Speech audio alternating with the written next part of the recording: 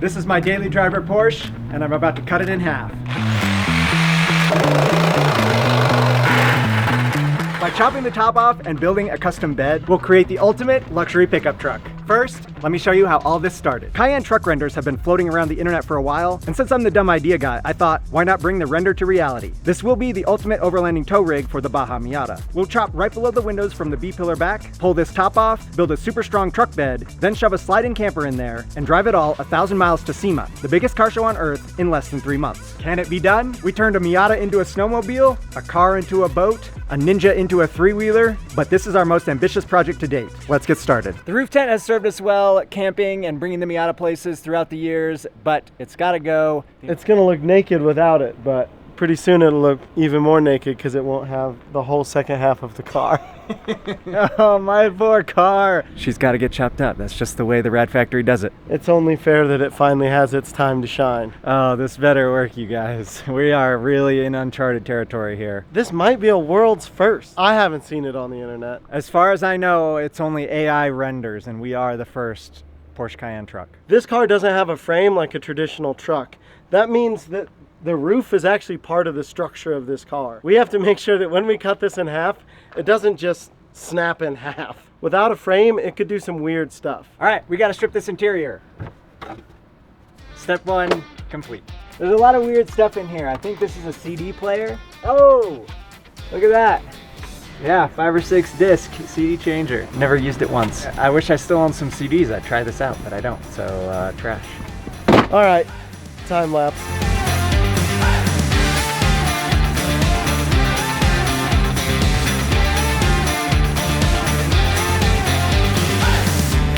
There were some moments in there where I was just very briefly regretting what we're doing. I mean, this literally is my only daily driver other than the Baja Miata that I'm gonna have to take to work.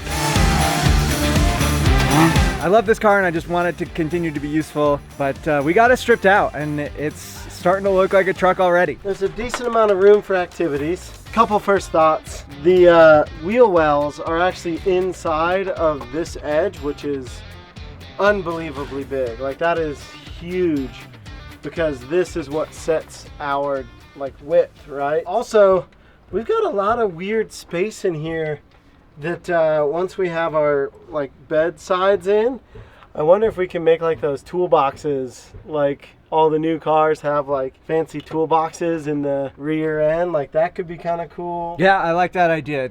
No wasted space. I mean, this is gonna be a work truck. We used Cayenne Pepper like a work truck already, and we're just getting started. The wheels are already turning. I can already see so many different options for how we turn this into a truck. I will point out to you guys that the wheels are turning after we've already started the project and not before. We came up with the idea and just started ripping stuff apart. That's the Rad Factory way. There are 2 ways to learn stuff. There's book learning and then there's street learning. And this is street learning. I had to get my eyes on it, see what I'm actually working with. So I'm excited. This is the fun part for me. Yeah, it's very fun for Gavin that doesn't have to chop up his car. You've got 7 cars. I'm not that sad for you.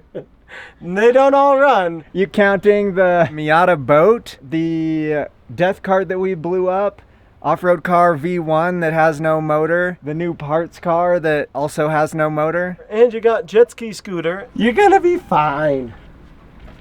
We gotta keep stripping this thing down, but we're getting close, and that gets me all kinds of jazzed up. Be very careful around the side curtain airbag. Don't blow that up in your face. I agree. I would hate to have that hit me.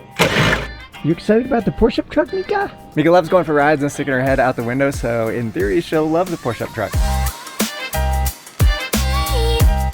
We're there, I think. I don't see a single thing. Oh, yeah, dude. Got it. The headliner is a big deal because this we're still gonna need it for the front of the car. We're gonna have to cut it and reupholster it and make it nice. There's one more clip. Ow, stabbed myself. There we go. There we go. Oh, there's one more wire. We did it. The car is basically stripped. Woo! We could Rad Factory it and cover this with purple cheetah print or something. What do you guys think? Should we go normal or should we go as wild as possible? And just make this full mid-2000s pimp my ride, absolutely bananas. And we'll get it from Temu, you guys know. Yeah. Hopefully you guys are seeing the vision now. This is exactly 4 foot wide. As long as we get a camper that's made for a Tacoma or a Ranger, it'll definitely fit right in there. I mean, this is gonna be sick, dude. I think it's gonna work. Like, every moment that passes, I'm getting more confident. Once we weld this door in, like if we do a good job on that, this is all super duper structural and it'll help hold everything together. It's gonna be really strong, actually. I'm genuinely getting stoked. This already is a pretty good off-road rig, but we're gonna go even further. We're gonna get a lift, bigger tires, rock sliders, wild bumpers. This is gonna be a heck of a build. You guys don't wanna miss anything. Make sure and subscribe. Here's one thing we didn't account for is the sunroof back here, which if our wall is here, that's gonna be an issue. Unfortunately, I had thought of that. It's not gonna be like a full sunroof anymore. I will say though, your AC is gonna work like a dream now. Let's get these airbags out. Turns out we got a little excited on the stripping of the car and we may have stripped out a little bit too much. Did a little bit of test driving. It turns out the door lock stopped working, the hatch handle stopped working, the radio stopped working, and we have lots of airbag lights. Try and fix all that first before we start doing the cutting. As with Porsche builds comes Porsche problems. All right, we found the key fob sensor and plugged that back in. Unfortunately, there is a problem. We have to do some fancy reset code, which we have to have some fancy Porsche software for. So hopefully we can get that taken care of. We also plugged in all of our radio stuff again. Because this has fiber optic in the radio system, it's actually pretty crucial we don't jack any of this up. So we're gonna see if we can get the radio to turn back on. Critical moment here. Did we fix the radio? Driving around in silence was not good. Amplifier CD changer not available. Stuff because it's not like critical for this exact moment, but we also don't want to save this till the very end after we've already cut stuff and lost all the sensors. Do we need that CD changer plugged in, you think? Oh, yeah, maybe. Dylan, what are you doing? Well, I haven't had CDs in like a decade like everybody else, so I threw away the CD changer and it turns out it might be critical for the stereo system, so we gotta go digging through the trash. Luckily, the trash guy didn't come yet. Hey, here it is. And it's not even, oh, it's only a little dirty. There's some muscle milk. Everyone's got to beef up their sound systems. That's one way to do it. I can tell you one thing, that if this stupid CD changer is actually required, I'm going to make us some dope mixtapes. Because if we're going to lug this stupid thing around, you know I'm going to make it worth our time. All right, we're plugged in. Let's see if it works. Oh! No, we have radio. And just like that, they were demonetized. Copyright. We have radio though. That's so crazy. All this crap has to be plugged in just for the stupid radio to work. You already heard me say it. I'm gonna have to make us some mixtapes. Who's ready for royalty-free YouTube music on repeat? I don't know even how I'd get it burned onto a CD. Right, we're gonna have to order on eBay a CD burner and then make some mixtapes. So all of this has to get moved to where the cab eventually will be, because this is all just going to be truck bed, so I don't want it just like out in the elements, which means we're probably going to have to fully disassemble this wire loom to try and get everything we can to be in the actual car. So our wall's going to be pretty close to back here, so there will be just like a little bit of floor space behind the seat that you'll never even see or do anything, and we can just make like a nice little spot for it right there. Let's see what this wire loom has to offer, what secrets it has. I'll be honest, this didn't really cross my mind when we came up with this idea, is the amount of like rewiring and stuff we're gonna have to, relocating wires we're gonna have to do. This fills me with adrenaline. Like I feel like I'm about to do a cliff jump. Like I know this should be okay, but my heart's like, woo, let's go! Like it's intense. Like we're about to do something pretty ill-advised, but it should work. And that's, I think, why my brain feels cliff jumpy. We are in it now. Like, we are doing something insane, and I'm pretty jazzed up. You do not want to miss this build series. It's going to take a while, but this is going to be one of the coolest builds, maybe ever. I get no adrenaline. I only have, like, feelings of what have we done? We've taken a perfectly running car, and we're about to make it run interesting. That's what we do. That is the Rad Factory way. Gavin's taken one for the team already. What did you do?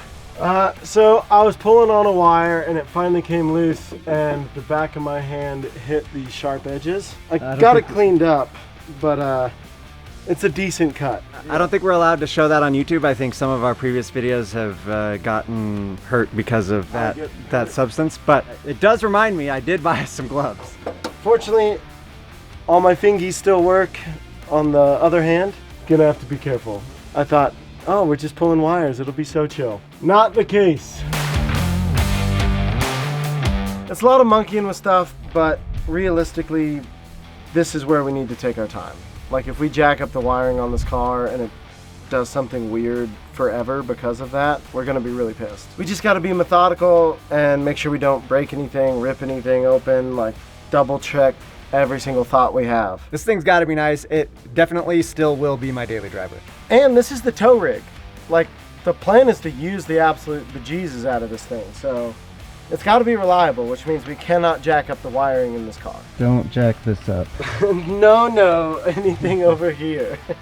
The next step after this wiring is we make this a permanent truck. Like there's no other like, oh, we could avoid doing the real thing. Like it's the real deal as soon as we're done with this wiring. Some of our last wiring is this third brake light, and then it turns out there's some weird antennas up here hidden under the spoiler. Hopefully that's it. Like we shouldn't have too much more to deal with. I'm shocked at how much stuff they put underneath the spoiler. When we say this car is complicated, this is the kind of stuff we mean. There's so much hidden under the spoiler. I'm pretty sure this car has more under the spoiler than my entire Tacoma has under the hood. Like this is crazy. Every time you undo something, you just see like 4 more things that need to go in. We might be officially stripped of wires. Quite a rat's nest we got there. It's not ideal, but the important thing to note is all of our major electronics are officially back inside the car. But we're there. We have no more wires that we have to worry about. Start the car up and make sure it runs. I still have to daily drive this as long as possible. Yep, well I got all the grounds put back in, so hopefully we're good to go. Why don't you give it a shot? I think it will, but it's always good to check. All right, she starts up. That's all we need. Do we have radio? Do we have? No radio. Something got unplugged. 118 degrees, by the way. We picked the hottest week possible to do this build. Gavin was in charge of the wiring, and now he gets to look through all the wires and find out what's wrong with the radio. We had it working, and then he moved everything. Well, you wanted to cut your car in half, so we had to move some stuff. Pro tip for next time. Label all your wires when they're connected, and then so when you disconnect them, you know where they go. Yeah, just gotta find this one connector that goes into our CD changer. Gonna try Wait, that. it's the CD changer again? Yeah, dude. This CD changer is made by Satan himself. It's so funny because we went through this for you guys. It was a couple minutes ago. For us, it was, I don't know, 6 hours ago. This exact same thing, and we did it again. I still am confused though because I don't see any connectors anywhere that would even be remotely correct. You got the CD player plugged in. Let's see if that works. Hey, we've got radio. So dumb. So needlessly complicated. I mean, most of these wires don't need to be here, but because everything is tied together, they have to be here. It's getting hot. Gavin's getting frustrated. We need to chop the top off of this thing so that he can get some airflow going so he doesn't overheat himself. Oh, it's just so much unnecessary stuff that we have to keep now. This is a luxury car. Like, it has a luxury sound system. That's just what we have to deal with. This is a Porsche truck, not a Ford freaking Ranger. Oh, stupid CD changer. Well, we at least got the radio running again. We know that it works, so we can keep disassembling the car. It's time to start working on the doors. This will be our cut line for the truck, so we're going to weld the doors shut. Before we can do that, we got to get the glass out, which means we have to take this panel off. You know we love Porsche engineering, so we got to go ahead and drill out these rivets. Popping this trim off is stressful. This 20-year-old plastic connectors do not like it. Yeah, no, these things have just been baked in the sun and they're brittle and they make bad sounds and my heart jumps every single time. This will be back on. We want to keep this in good shape because that's like the whole titanium edition of this car. It's so bad every time. And they are braking, just so we're clear. That noise is them braking, and so it's gonna be a whole issue putting this back on. With rapid approach speed, we are getting to some pretty permanent decisions. There's no going back. It's Porsche up truck or nothing. We're getting pretty close to where it might be neither.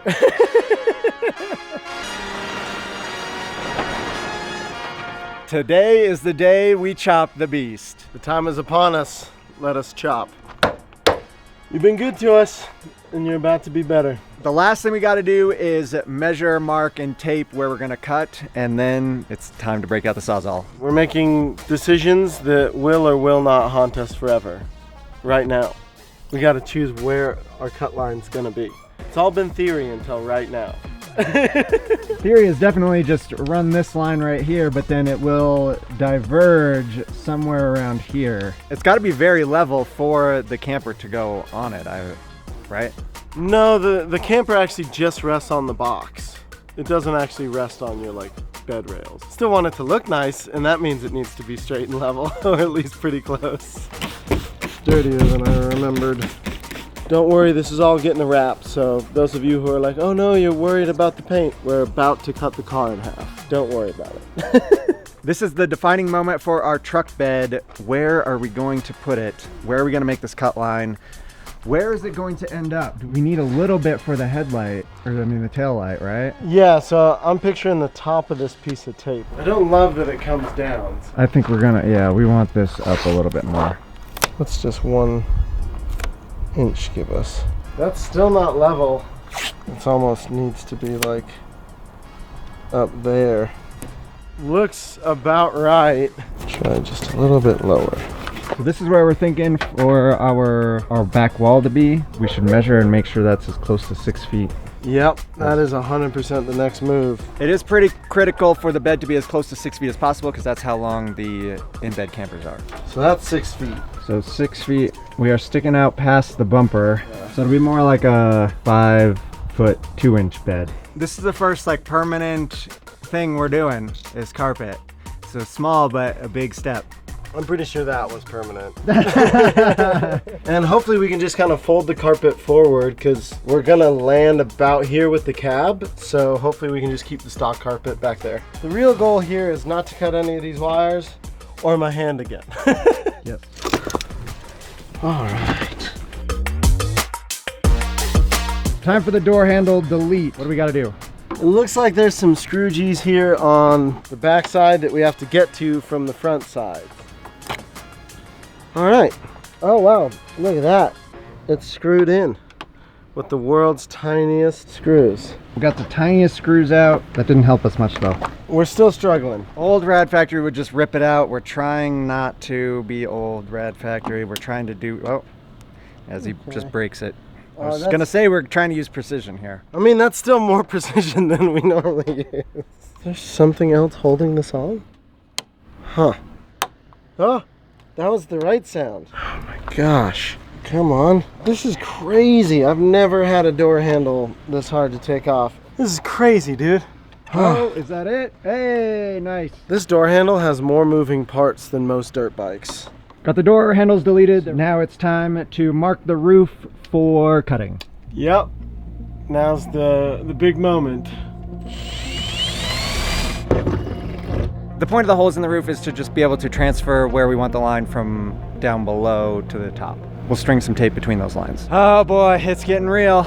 It is almost that time to start cutting this bad boy. This line has to be perfect. There is no room for error. There we go.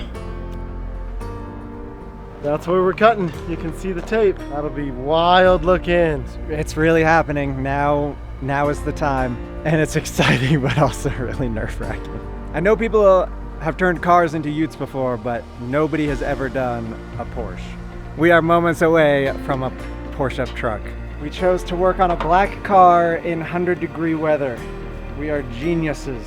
Well, we could be in an office, so.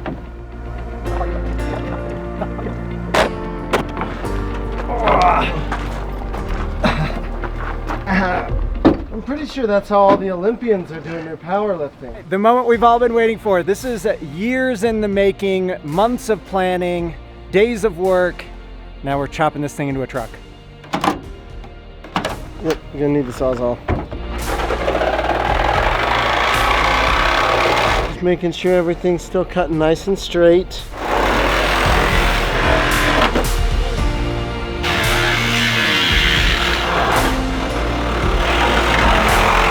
How you feeling?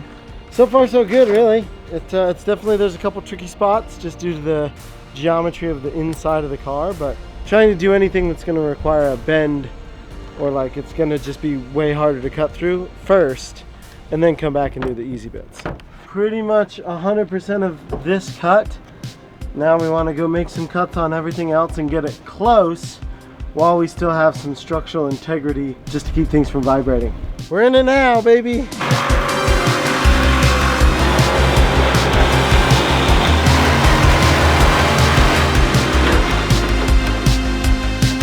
Found something I didn't like. We're gonna leave that, then we're gonna match it on this side so that all 4 corners are pretty much cut, and then we just start connecting all of our lines and it should come right off. This is the craziest thing, like wild.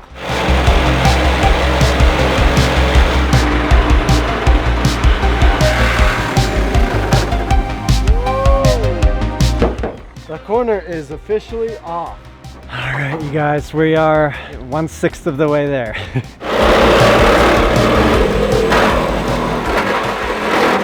We've got 2 loose corners, and then it's just our B-pillars. And then we can literally just pick this up. And we'll get to see what this looks like for the first time. Not AI, not some dude's rendering, not just a thought on Twitter or Reddit. Like, this is actually gonna be the first time someone's cut a Porsche truck. It's not a pickup truck. This is better than a pickup truck. It's a Porsche truck. Dylan, do you know what time it is? Time for the final cut of the Porsche truck. I'm so excited but nervous, and hopefully it doesn't look bad. It's gonna look sick as heck. Let's go. Oh baby. That should be enough to just get this thing right off the car. Yeah, that's a 2-person job. Yep, a little bit. Oh, it's off! There's like a 1/4 inch holding this thing on. There we go. Woohoo! Look at that! Oh my god! What do you think? I think it kind of looks like one of those mini Countrymans. I don't think that's what we were going for. We want a badass off-road truck. It's wild. Oh, it's wild. It looks a little silly right now. Hopefully you guys see the vision.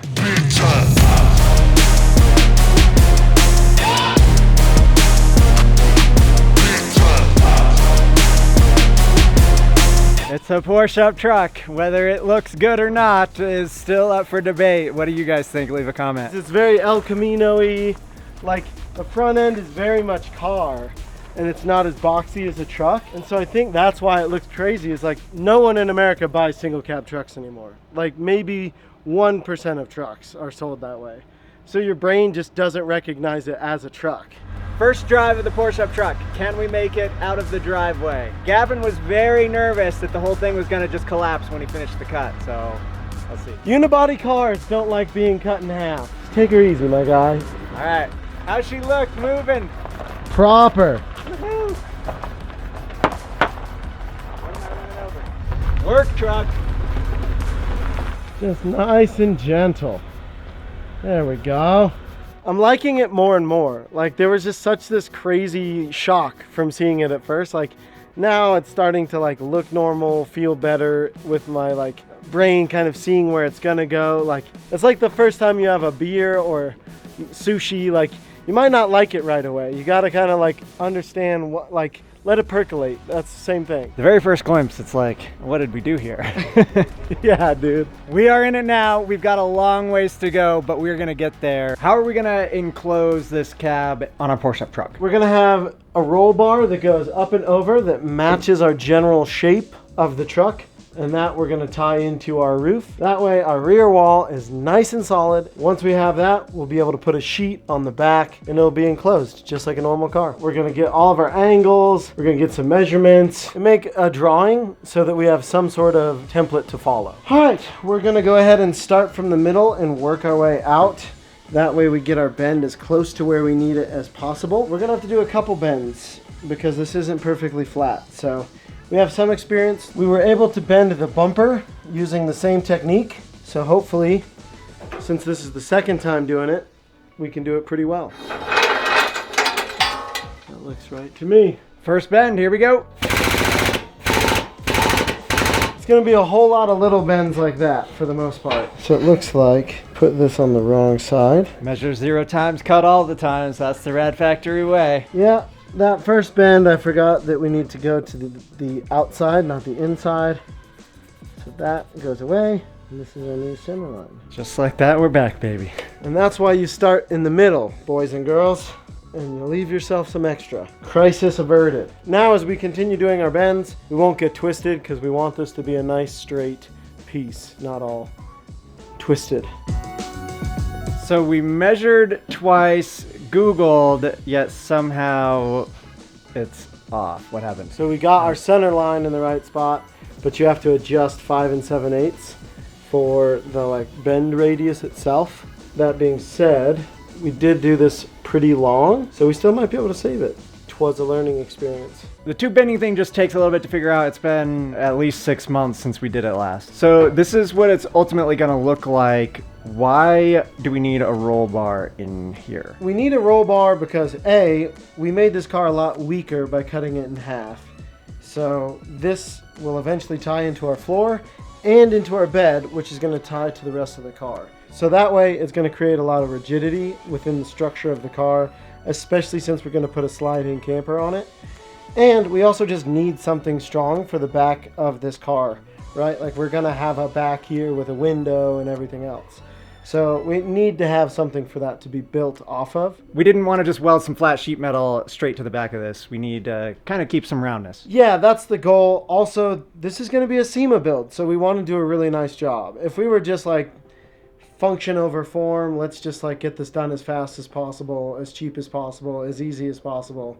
Yeah, you could probably weld something to the back, but it's never gonna maintain the same strength as if building a roll bar and tying it to the rest of the chassis. We were able to save this piece. We'll just do some more bends down the line and call it a roll bar. Ain't nothing to it.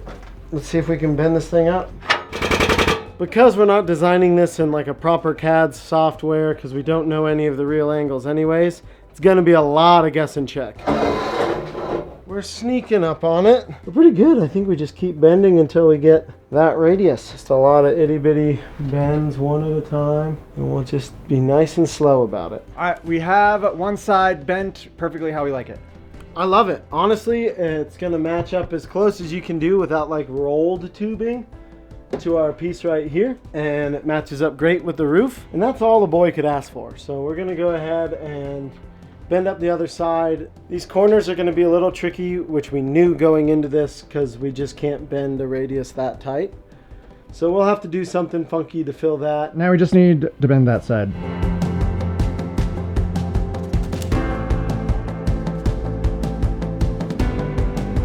The bar is done. Nice work. Honestly, it looks pretty good. I am glad we decided to not weld the doors quite yet. It was a very, very clutch call. So far, the car doesn't seem to be flexing too bad. It's a little wiggly, but as long as you're not trying to use it as a trampoline, it'll be fine. Mika sure had a hard day at work. I want to be doing that same exact thing right now.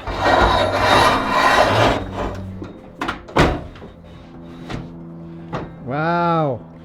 Look at that. Obviously, this will be sheet metaled in, and this will have the window. That'll work.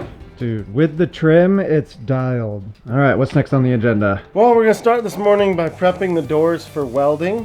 Obviously, we don't want these doors to be doors anymore. This is a truck bed. And when we weld these together, it's gonna give us a bunch of strength, but you can't weld over paint. So we're gonna have to clean up a lot of these edges on the inside and the outside of the door. And once those are cleaned and prepped, we can start welding these things together. We also are going to put a plate across here so that it ties the inside of the door to the outside of the door, and that's what's going to receive this roll bar. Today's going to be a lot of just prep work, unfortunately. You can't do cool stuff unless you prep for it, so a little bit of both.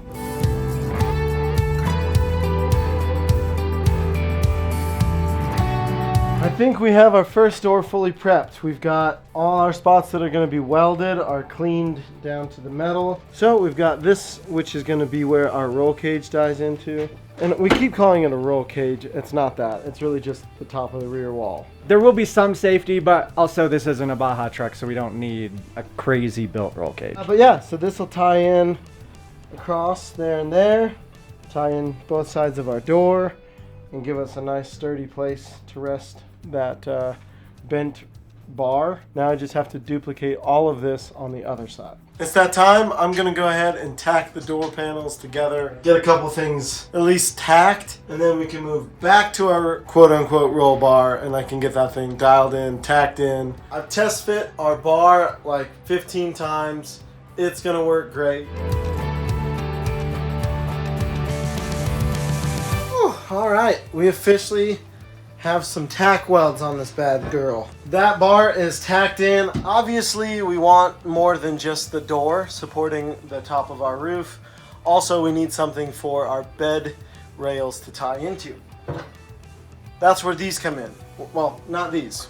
We're gonna use the round tubing. But for diagramming purposes, we're essentially just going to have a piece that comes right off of that down into our floor, so that we have a nice sturdy back wall. And then we are gonna have a piece that goes like that across to the other side. A good bit of structure there. Everything should be pretty well tied in. We have our roll bar tacked in, and we have the first side of our vertical supports put in. We've got our base plate put in. We've got our door panels tacked and ready. Everything's cleaned up to actually weld the doors shut. A lot of prep work today, but we have made tremendous progress, and I'm really happy with how this thing's coming together. Excellent work. It looks freaking awesome, and it's coming together really well, better than I expected. The bar is tacked to the roof. Pretty happy with how it turned out. We'll throw a little gusset right there, and this will be bomb-proof. Mika, quiet on the set. It's time to start doing arts and crafts with cardboard. We're gonna make a template out of cardboard for our rear pieces of sheet metal. We've got a Porsche truck. This thing is looking so sick. I'm so pumped on it right now. Yeah, dude, she's coming together. I'm just kind of percolating, trying to figure out how we're gonna do the floor joists for our bed here. I think a little bit of thinking now saves me a lot of headache later, so trying to take my time and do it right. This is the first glimpse of it, what it's gonna look like as a sealed cab. And it looks pretty freaking awesome. Oh, he's drawing the window in. Yeah, something about like that. I like it. And then we got the sliding window so Mika can poke her head through. Is that the back of my head? Yeah. He's even got the hat and everything. Yeah. What an artist. Yeah, Just really no. capturing the moment. I really want you to be able to visualize it for those of you who are visual learners. Yeah, dude. You got yourself a full wall now. The vision is coming to life. It's going to take us a while, but every single idea that the Rad Factory has had, we have executed on. So we know that this is going to work. Yeah, and this should be the coolest thing we've done to date. And we get to make this one nice. Like, it's not going to be an off-roader that's getting, like, thrashed at a racetrack. Oh, now I got to figure out these bed rails. All right, we got our first, what are we calling this? I'm calling them floor joists, because that's the closest to what they are. All right, how's our level looking? So it looks like we're about a 1/2 inch high at the front end. And maybe even more than that. So we're gonna have to slot out right here. It maybe doesn't have to be perfect. Still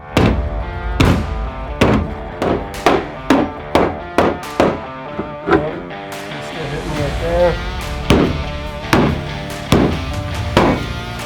So we got ourselves a level floor joist. Looking more and more like a truck every moment. It's kind of like a house that's being constructed. We're at like framing. So you kind of have to have some vision to be like, oh, that's where that's going to go. And that's where that's going to go. I at least have the vision. So that's all I can be grateful for. This thing's coming together. I'm excited.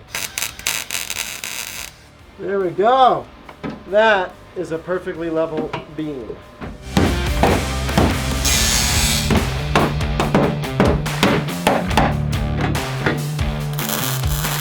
That's pretty slick, man. Even just seeing that little bit of flatness there, you can like already start picturing it as a truck bed. My tape lines up exactly where I measured, and everything ended up where it was actually supposed to go, and that feels pretty freaking sick, because this is the most made up thing I've ever done. Working on these middle supports, and we ran into an issue. Yeah, well, it's an issue and a bit of a blessing at the same time. This is the subframe, so this is like real deal suspension components, the closest thing to a frame on this car humanly possible. However, I don't know how we're going to attach this to that quite yet, because we're going to have to notch our 1-inch material out to go over that. Much more complicated now, that's for sure. Smarter people might have researched this beforehand, but not the Rad Factory. It wouldn't change the fact that we'd be right here, right now, having to come up with a solution for it. We wanted our truck bed to be as deep as possible, and I do not regret our decision to bury this as deep as possible. Time to see if the piece that I made fits. I will admit that I definitely messed it up at least once. So this square bar here that's going to support our bed. So I think it's just got to get shaved down a bit. But it's better to be too long than too short. It took a little more grinding, but we got it to fit. This is the bar that's going to hold up all of the supports that we've been working on. That bar obviously attaches to our roll bar, which then holds up these supports. Nice job, man. That's a pretty good little piece of fab right there. This bed's going to be super strong, so we can put Ninja 3-wheelers, jet ski scooters, all kinds of stuff in there. We've come to the junkyard to find a window for the Porsche truck. I've used U Pull and Pay a bunch of times on a bunch of different projects. I know we'll find what we need in here. I already looked ahead. There's like at least 50, 60 small, mid-sized trucks in here. Brought our cardboard to make sure it's the right size. Yeah, so this way we can't goof anything up, and hopefully we can choose a window that's the right shape and size. Let's go exploring. We did look into ordering a new one. The problem is online you just don't know the dimensions. We need to get our hands on it and make sure it's going to be right. Hey, there's one right there, S10. I think that's going to be too big. Seems awfully large. It's also very angular, which I don't like. It would technically fit, but not by much. I don't think this is our winner. Okay. 50, 60 trucks in here, so we'll find something. It is promising to just immediately start finding stuff though. I know row 12 has some older Rangers, but I think we want the newer ones. We might have a part of a Ford freaking Ranger on the Porsche truck after all. Oh, the very last, but it is broken. But we can at least test its size. Man, that's close. Right here is a little closer. There is a first gen Tacoma in here, and I think that's gonna have a smaller glass. We gotta try the Dodge Dakota. This one is very clean, not broken at all. Would be very nice, actually. It's just a little bit too big. We're poking, I think so. Poking through on this. Yeah, this bottom corner. That's gonna be what gets us. Keep hunting, we'll find one. This is exactly why we didn't order one online. We knew no matter what measurements we took, no matter anything we did, we would somehow order the wrong one and it'd have to get returned and just a bunch of nonsense. What do you think of this overlanding gas tank holder idea? Just make it out of wood and screw it in? I think one of those is a gas tank. Yeah, it's got a filter. It literally is That's the auxiliary. actual, like, reserve tank. Bolted straight through the side of the van. Van life before van life was a thing is what this is. Gavin and his Tacomas, he's gonna be so happy if it works, but not gonna work. It's crashed. This thing got absolutely wrecked. RIP, little friend. Yeah, it sucks with this one not having any window. We can't even check like measurements and size to see if this would fit to order one. We have one in the parking lot. We could have taken measurements off Gavin's this whole time. I did, but I just wasn't finding any new ones online. That's why I was hoping this one would be here. My dude, she bolts in. This might be our winner. This is a pretty clean window for a junkyard Ford freaking Ranger. Come on. We're gonna want 2 sets of hands. We only get one shot at not dropping this. All right, you guys, hold on for a sec. It popped out no problem. Now the big reveal, will it work? It's close, but I think so. Man, it's gonna be real close. Because remember, we've got our roll bar. This is definitely our best option so far. I mean, I do think this will work though. I'm sure it'll come with its own unique pain in the ass challenges like everything else on this build. The other interesting thing I'm noticing, it's like sunk in. So I wonder if we have to do something like that on ours to get it to like fit right, or else it's gonna stick off the back wall like a ½ inch. Back at the Tacoma, got the seal so we can at least see the sizing, see what it's gonna look like compared to the Ranger. So we're not entirely happy with the Ranger. It's definitely a little smaller, but the shape is a lot better. This one, at least we know fits. The other one was very close on the edges. This one gives us a lot more room on the edges, but then we're back to having to order it and hope that it's right. Back in the parking lot at Gavin's Tacoma, we're evaluating and we think this is the direction we want to go. It's gonna be a lot cleaner, I think, in the long run. It'll be easier for us to fab. And we checked with a local Toyota junkyard and they wanted $50 more than buying it on Amazon, so we get new parts. He's got the massive tent camper on there so you can't really see, but you get the idea. Back to the shop. I'm gonna go ahead and start templating all of our pieces for the back wall. We've got our main section taken care of. We've got to take care of from there down and from there to the door. So we've got our gap right there that's got to be figured out.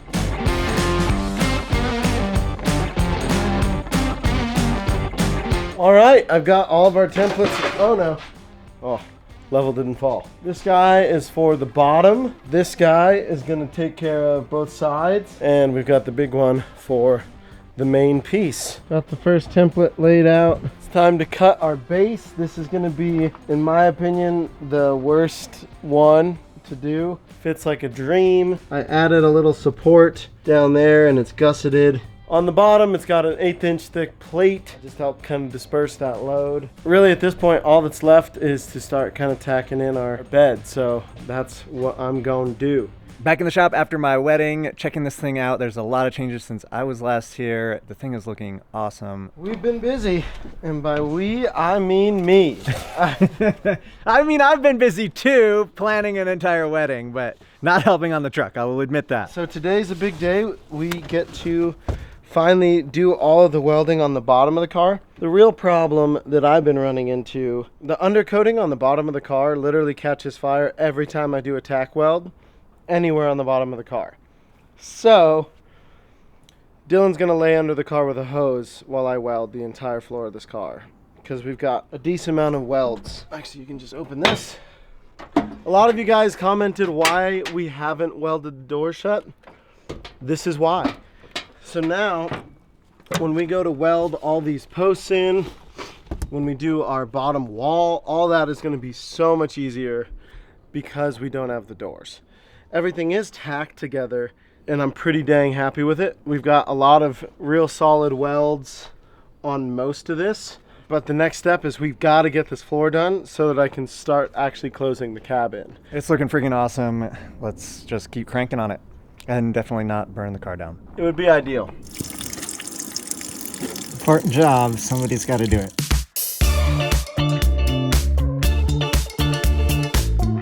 I can assure you those welds would not look this nice if we had already welded these doors shut. Really glad we left them open. It was kind of a risk. So far it's been panning out. And now that that's bombed in, we're officially pretty structural again. Like this is solid to this, which is now solid to the car again. I was still seeing flare-ups down there with the water on full blast, so we could have easily caught the car on fire if there was no hose. We're one down, we got 2 more of these posts to go.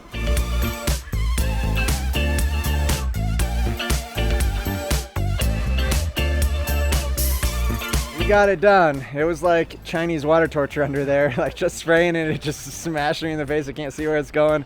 I just hear sizzling and see little flare-ups and try and blast it, and that was rough. 2 sides of the same coin. I'm getting burnt to a crisp welding in the sun in a black truck. So we really had both sides of the spectrum there. You were drowning and I was burning. But most importantly, it is done. The cage, roll bar, whatever we want to call it, not roll cage, is bombed in, and now it's time for sheet metal. Yeah, we're gonna do this bottom piece of sheet metal first, just because that's going to be the trickiest and the most annoying to get to. And Dylan's already wet. Yeah, get right back under there. That should drop just like that. All the rest of the sheet metal is going to be on this side of our cage, but I wouldn't be able to weld this if that was the case for this bottom piece. So this bottom piece is actually going to be on the front so that I can actually weld it in. As soon as we get the bottom on, you're off the hook, dude. You don't have to drown anymore. He's on fire watch, dude. You on fire watch? You take over the hose for me, okay, Mika? It's about to be a real truck. We are moments away from starting the sealing of the cab.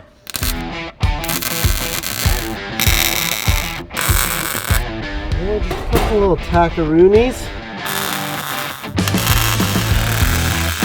Tacked in, which means you get to do your favorite thing. More Chinese water torture. In this case, would it be German water torture? Because it's a Porsche? Let's not bring the German torture into this.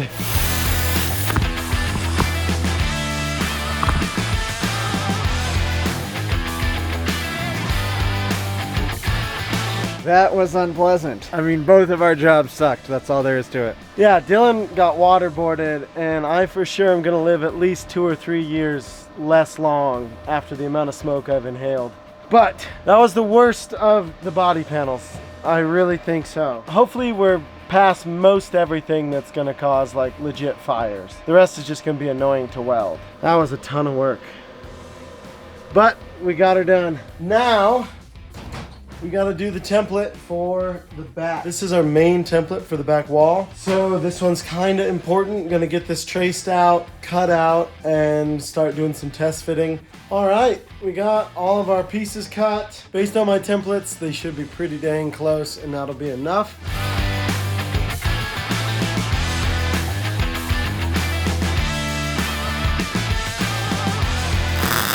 Pretty exciting. Dude. We're there. Had to go to work for a little bit, come back, and we have a almost sealed Cayenne pickup truck. This is ridiculous. It's so cool. Yeah, I'm stoked. Once I get this tacked, we also have one final surprise to check out. Oh boy, they don't know about it yet? All I can say is the junkyard mission was a fail. And we may have gotten something delivered to replace that fail. Oh, you guys, it's gonna be so freaking cool. It's really looking like something now, and I'm pretty jazzed. I mean, look at that. Like down in there, where it meets the door. This is sick, dude. That's like very technical.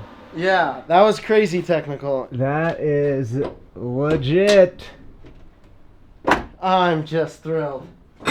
It's pretty sick. You guys, it's coming together. The Porsche truck is real, absolutely looking like a truck right now. That's maybe some of the most complicated fab work I've ever done, was like trying to get this pretty dang close to correct. And I'm happy with it. All right, should we do a little unboxing? Yeah, I think we got a little bit of light, and this is at a reasonable stopping point, and I think I want to see what we unbox, so I think it's time.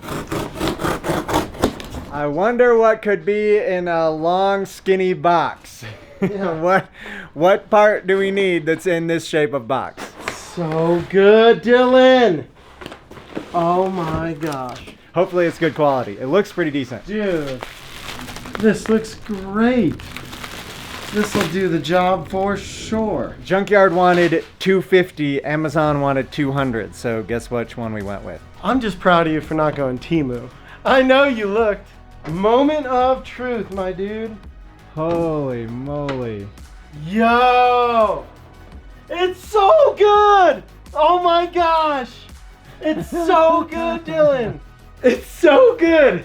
I was really nervous that it would be the wrong size, the wrong shape. We have built a Porsche truck. There's absolutely no denying it now. This was like the cherry on top. The sliding back window is so sick. I'm like actually really happy. A lot of this is just hard, and maybe it's worthwhile, maybe it's not. This is coming together and it's gonna be really nice, and I'm stoked. Like, I'll be able to hang my hat on this one. Heck yeah. My new wife can see our new pickup truck. Hey, look at that. You have a wall and a window? Yeah, that's traditionally what those are called. Nice. And it's Cool. What are these really little arrows gonna do? What little arrows? No, oh my god. All right, I'm gonna go change into a different pair of shorts real quick. It's not glued on yet. Those are just magnets. I was like, those are cute little arrows. That took a year off my life. The Porsche truck is really coming together. The cab is looking like a cab. It's looking like a truck. This thing is really cool. All this is gonna get ground down. It's gonna get bondoed, smoothed out, but it's at least welded shut. It's like legit solid. I'm pretty fired up. We really added a lot of framing to this. It's tied in multiple places across the front. This is tied into our actual like chassis, and it's welded to the back of the car. So it's reconnected all of that material. I'm willing to bet this thing is back to at least as strong as it was or close. By the end of this video, it's gonna look like an actual truck. You guys stay tuned. Let's make this thing a truck. Another reason to keep those doors open as long as possible.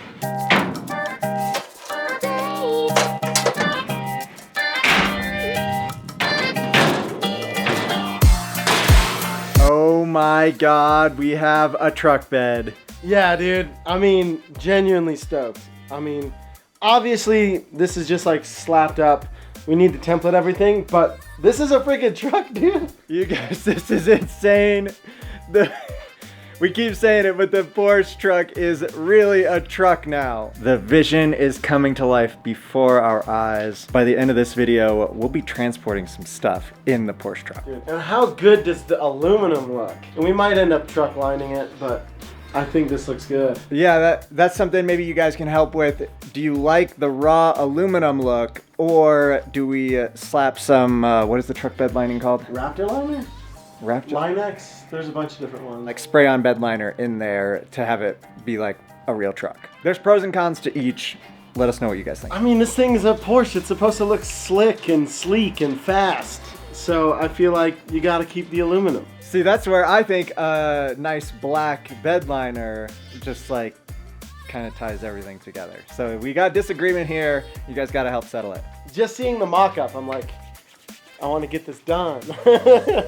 A few moments later. I'm just currently regretting everything. This is not going to be as easy as we thought. Surprise. I thought we were going to be able to just like put the bed in and deal with the tailgate later. Unfortunately, we kind of have to make some decisions about the tailgate in order to make the aluminum go in, because we can't cut this aluminum more than once. Like, it was crazy expensive. This corner is a huge headache because it's rounded, and what we're trying to make is not rounded. And before I can do any aluminum, I have to cut like matching this line down and matching this line across so that this whole pocket is gone, which means our aluminum can come in. That's what you gotta do. Custom car, custom problems. And we want this to be nice. Oh, I'm very sad about it though. It's almost like this car wasn't supposed to be a truck. Had to put on the welding cap. All the sparks were getting through the mesh. I don't have a lot of hair left up there. I can't be burning what little follicles I have left. Rad Factory hats are good for a lot of things, but not welding. So if you get one at theradfactory.com, just know that you can't weld with it. We're officially gonna have to start cutting some plastic. We should just take the plastics off. I just wanna put the bed in. But no, I'm gonna keep doing fits until there's aluminum in this truck, I swear to God. Future Gavin will be happy that we did this. Current Gavin is in a mood.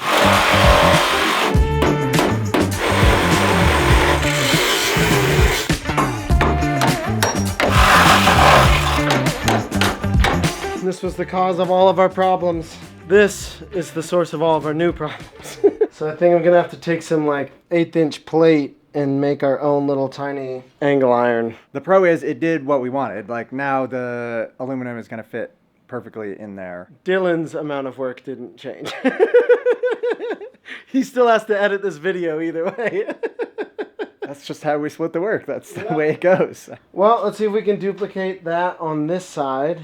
And then I'll get to work polishing both of those turds, and then we can hopefully finally throw our sheet metal or our sheet aluminum on the floor. I'm thinking something about like that. It's gonna suck. That's the answer to how that gets welded, is a lot of swear words. All right, well, I'm going back to the computer then. All right, we got the first corner done, and it's possible I was overreacting, but I'm not gonna tell that to Dylan. She's tacked in and it came out pretty decent. I've got some holes drilled in there so I can reach all of our pieces. That'll be dialed. Now I just gotta repeat it on this side.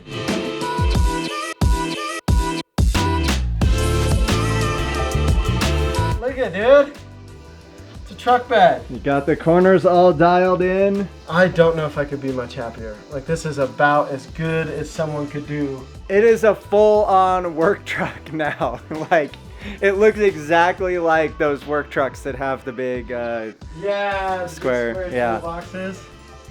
Yeah, I'm excited to see what this looks like once we trim up these tops. Because this just looks unbelievable. Like, that doesn't flex at all. So I'm very happy with going with 1/4 inch. It was expensive and a huge hassle, but that was the right call.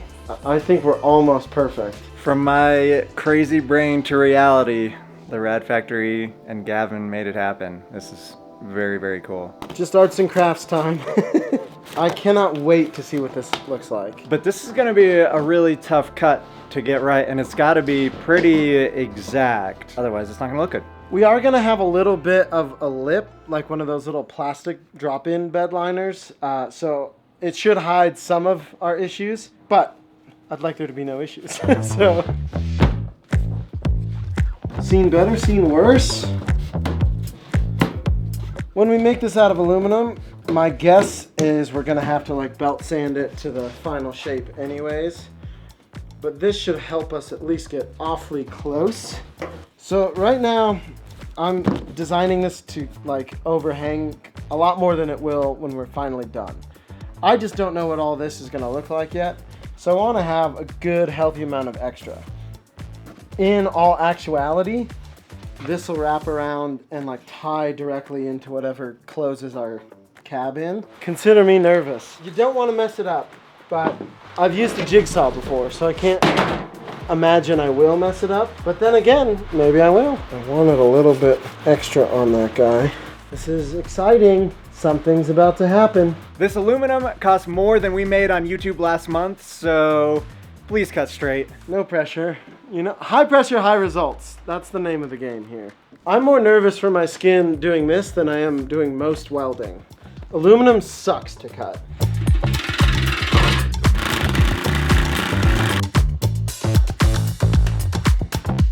Moment of truth. Did we ruin an expensive piece of aluminum?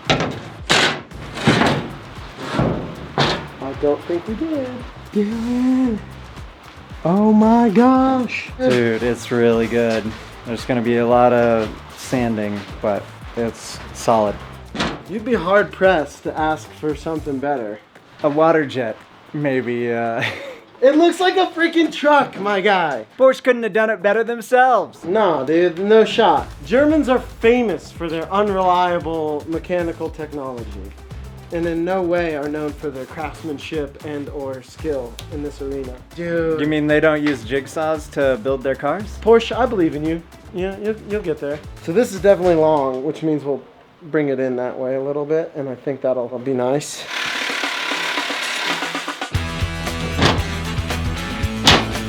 Sit. This will get a lip, a small lip around the whole outside. Something like this. It won't be exactly like this, obviously, but pretty close. You get the idea anyways. And that'll kind of cover our gaps and just make sure everything looks crisp. Chop that straight, and that'll kind of be our end for now. So we do have a track saw, which will help us make some square, nice straight cuts. Obviously can't do that for that big round one.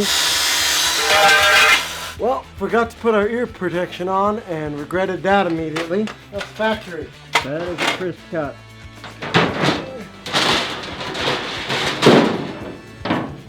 Oh yeah. Oh yeah. Piece of work. Piece of art.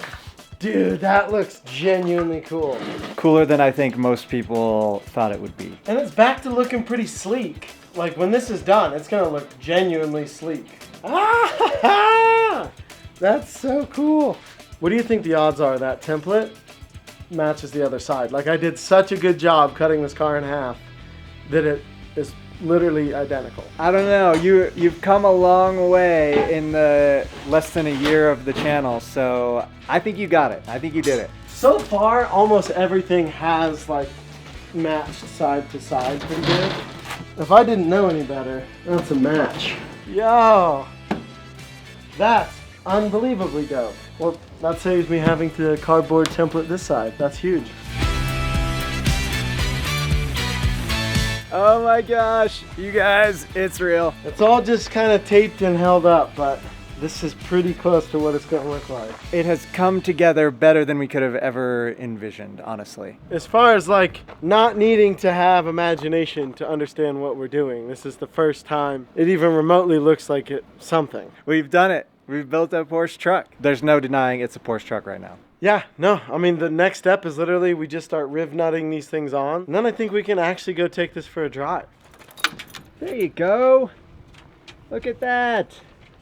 That's gonna be fun. We got a special delivery from Amazon. Uh-oh. Come check it out. Ta-da! Hey, nice. This will be temporary. We will get a tailgate, but for driving it this weekend, we needed a little cargo net. That'll be perfect. I don't know how much cargo it's gonna hold, but it'll look kind of fun. It at least closes it off. Plus we'll have the tire on there, so it'll kind of be full. It's a legit Porsche truck. It's that time. We're gonna attach the aluminum via riv nut to the actual bed. Here's how it works. This little gnarled section is what actually collapses and binds inside of the hole. And then once it's bound, you just unscrew and it pulls it right out. So essentially it puts threads in things that don't normally have threads. This way you have like a full, 3/8 of an inch of thread versus if we just drilled and tapped these, you'd have maybe an 1/8. We're going to use M6 bolts for the tops and for the sides. Debating on using M8s for the bottom because we have 1/4 inch and we can kind of go with a beefier screw. We're officially going to put some holes in some expensive aluminum. That's one. Jam that guy in there. I mean, that seemed almost too easy. For once, I did buy the nice tool, so hopefully it is actually easy because it's a nice tool. As the person who's going to have to put like 1,000,000 riv nuts into this car, I'm really grateful. All right, now we just got to drill out our aluminum for our M6 hole. Big moment. Hey. We will get some flathead screws and countersink them in there eventually. Just for this exact moment, we do not have them. Oh, she threads in nice.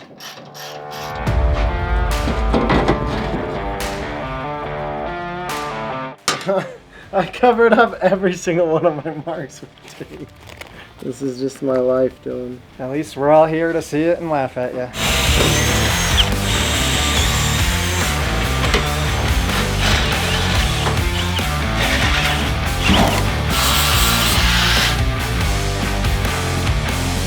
Well, it's just lovely.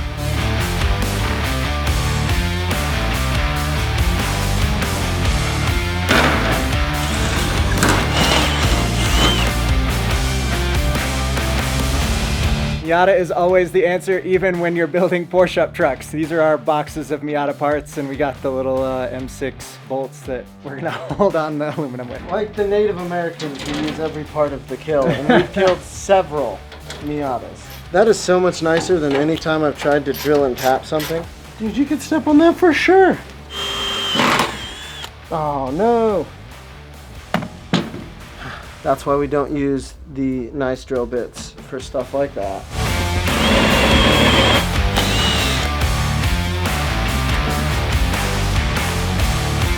Dude, that doesn't look bad. I can live with that.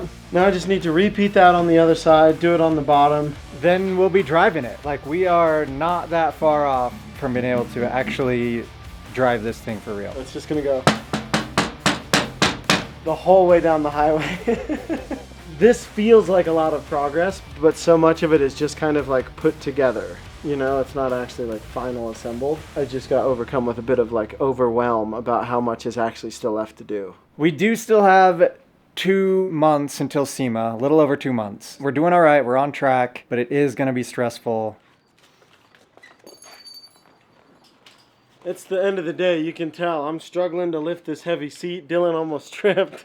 We're both smoked. I think we've both been at it for like 10 hours. We're on the first test drive of the Porsche up truck, heading to the lake to do some jet skiing. It's very rattly. That is the first thing you'll notice. The second thing you'll notice, you guys probably won't be able to hear it, but the sunroof, since we haven't fixed that yet, it's just constantly like whoop, whoop, whoop, whoop, whoop. But if I stick my hand out the sunroof, it stops. So I just have to drive around with my hand out the sunroof the whole time. I love project cars. Oh, it's close. It's close. What? No way! Huge news for you, Dill. That is huge news. It is exact, too. Perfect, dude. That is actually made to be. Oh my god! I guess I'm gonna need a three-wheeler now because there's no way to not drive around like this. After the first test drive, the buffeting from the no sunroof is unmanageable. We gotta do some more driving with it today, so we gotta throw the sunroof in real quick. Unfortunately, our sunroof will never move again. We have to chop these rails because there is no more roof there. Cutting aluminum with an angle grinder is terrible every single time, so I'm actually going to put my protective gear on for once. Hopefully I don't leave here with any more burns than I showed up with, which is not 0, but hopefully it stays at whatever number it currently is. There's that rubber! We do want to save these because we're going to actually reconnect our drains at some point, just in the off chance water does get in there. Let's be honest, sunroofs leak constantly.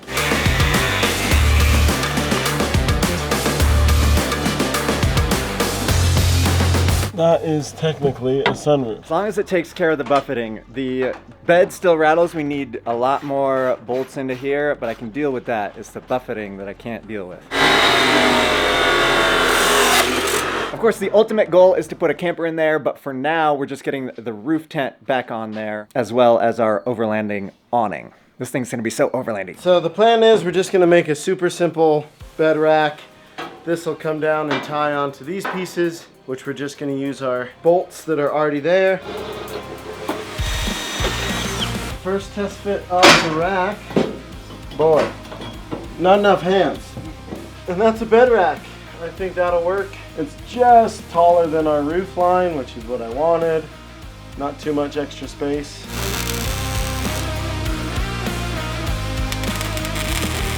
Look at that, 5 on the money. Not quite 5 on the money. Everything's a little hot. Pretty dang close. We're within 1/8 of an inch.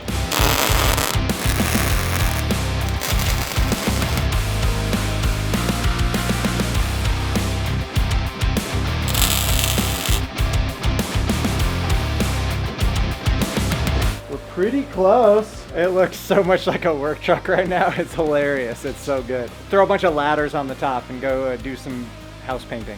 Should be very similar. I mean, they're close. Got me. Pretty dang tacked in. Pretty close to level. I think that's pretty reasonable. It's good enough for building this in 2 hours. 52-ish, so we need 104. What do you think? Oh. I think not quite long enough. We're trying to brace it on the sides. Oh, Dylan, you'd be dead wrong. We're at 109, baby! Oh, I'm happy to be wrong in this case. We have enough scrap material. It will make it much stronger to have it braced front to back. Down.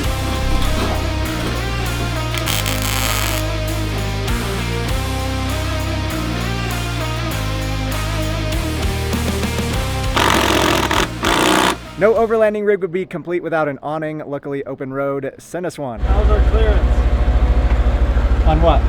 The ceiling. Not even close. Look at that roof rack gleaming. Let's throw our canopy on there.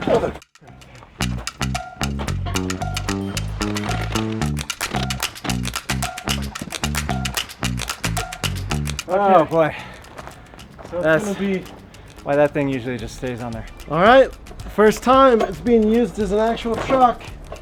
Oh, and the pit bike, she fits glorious. Dude, it's sick. The Porsche truck is officially a truck. Got the D-rings just like any good work truck. Just like we promised, we got a work truck. This thing is so overlandy, so sick. As you can see, we're all packed up. We've got exciting stuff coming. 1 foot straight and stop. Work truck already has to do work truck things. We are headed to the abandoned racetrack with the Miata and the Ninja 3-wheeler. Make sure and subscribe so you don't miss that video coming very soon. You guys, this is actually a disaster. This gap used to be 1/2 inch smaller, which means we're actually twisting. So, not great. So we have to rip every single thing off of here and find out what's going wrong because we have less than 2 months to SEMA and this thing has to be dialed. We finally made progress and we're already taking some steps backwards. But like a broken bone, that's just gonna make this stronger when we fix it. Got everything stripped out down to the frame. Now we have to figure out what is going on here. Turns out my brilliant idea to connect it to the subframe was probably the worst thing I could have done. There's bushings holding the subframe, so this is supposed to move independently of the car. Now it can't. Somehow a bump or maybe the trailer load, something translated into this right here shifting somehow. There's no obvious kinks in any metal or anything like that. Our bed frame has to get disconnected from the subframe and we also need a lot more structure for strength. Big shock, the side that's all out of whack is like a full 1/8 of an inch out of whack between here and here. Not ideal. So there's definitely a high point right here. So this has a little bit of a bow. This has a little bit recessed bow. There's definitely more deflection happening on this side of the car for whatever reason. We have a ton of structural problems to fix, but we also have to close this cab. With fall coming, it's gonna start raining. Can't have rain in the car, so we'll seal this up. By the end of this video, this whole section will be dialed in and hopefully the car will stop bending in half. One can only hope. We have to grind out all the welds that attached our custom truck bed frame to the subframe of the car so they can move independently. It started raining, so we had to bring it back into the shop, but still grinding. Out here grinding.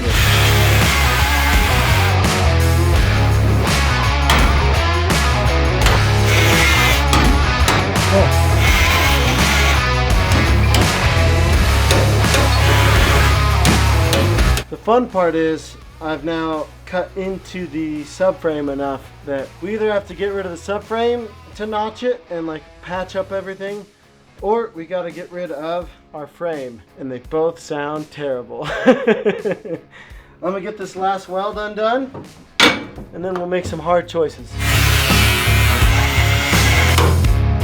All right, we're officially separated from the subframe. Now it's decision time. Do we cut our bed joist or do we try and drop our subframe? Neither sound fun. This whole top of the subframe is trashed on that side. It's close to trashed on this side. While Gavin fixes whatever messed up stuff he's got going back here, I'm going to work on strengthening the B and C pillar. The B and C pillar, there you go. We're gonna cut these into about 6-inch chunks and weld them just like that. We'll do 3 on each side and hopefully that'll keep the whole thing from flexing.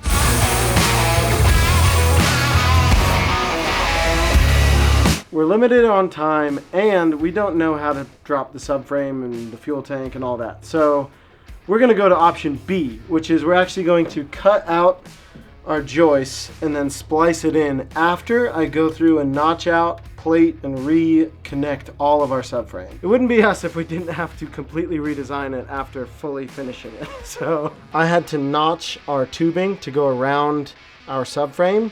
We're gonna flip that around and I'm actually gonna notch the subframe. Hopefully that prevents any more shenanigans because it's not gonna be tied to the actual subframe anymore. So. We officially have holes in our subframe. We will box that in, something about like that, and that'll cap that all in. Should be nice and strong once again.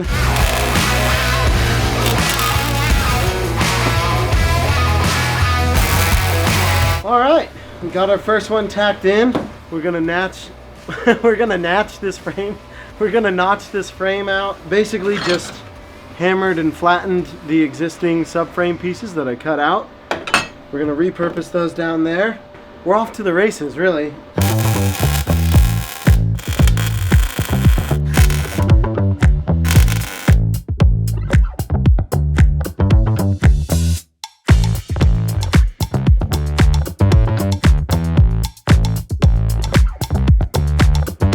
I finished step 1 of my project. These are going to be plenty structural. Those are bombed in. The welds I'm pretty happy with. Now we've got to figure out how to reconnect this piece to that piece. I will say, when I finally chopped this out, there was like a slight something moved. So I'm guessing that was our problem, is our subframe was doing something funky and that had pushed the car around. I finished my ladder support brackets right here. I'm really proud of the fitment we got. It's actually pretty dialed, pretty structurally in there. It's not in exactly the right spot, but it'll be good enough. You know what? I'm gonna give it approval. I left you alone with an angle grinder for a whole day. We had no idea what would happen, and this is honestly pretty good, dude. That'll absolutely beef this thing up tremendously, and then we'll get that welded in. I like it. Nice work, bud. All right, we're fully bombed in on our little ladder support system, whatever you want to call it. We also went through and attached our roof pillar. I don't really know what to call it, but there's a ton of strength and structure running through this, which is now officially tied back into our cage. Hopefully that'll keep a lot of the flex down. Now that the cab is solid and that B pillar and our new C pillar are connected, we got to fix this hole. All of this used to live right here. I went ahead and I notched out our subframe and welded it all back together so it's nice and solid. We did that so that the subframe is removable. When we put a lift on this, there's a very strong chance we actually have to do a subframe drop just so that we keep our good angles and maintain some semblance of reliability. Obviously, it's not ideal to have cut this in half. That's not the best way to make a strong joist, is by cutting it and splicing it.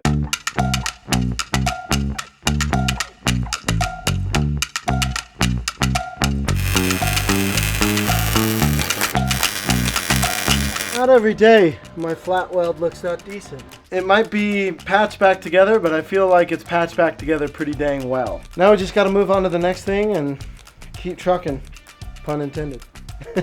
It's time to start closing the cab. This is going to be a huge challenge with lots of cutting, welding, cardboarding. When it came to how to close this piece of the cab, we didn't have a great plan until moments ago.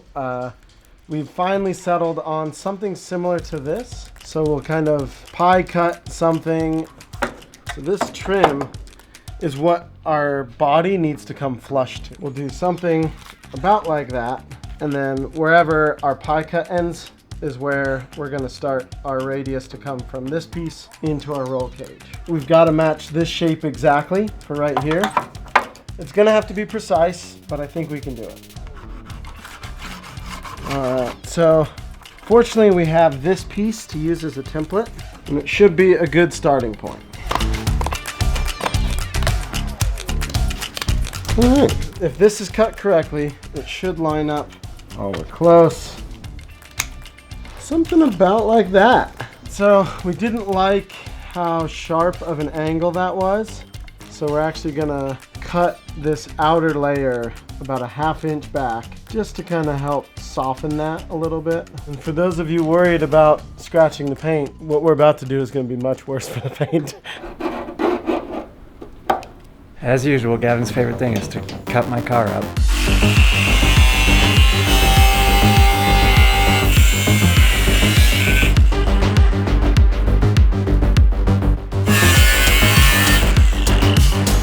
This angle should look a lot nicer.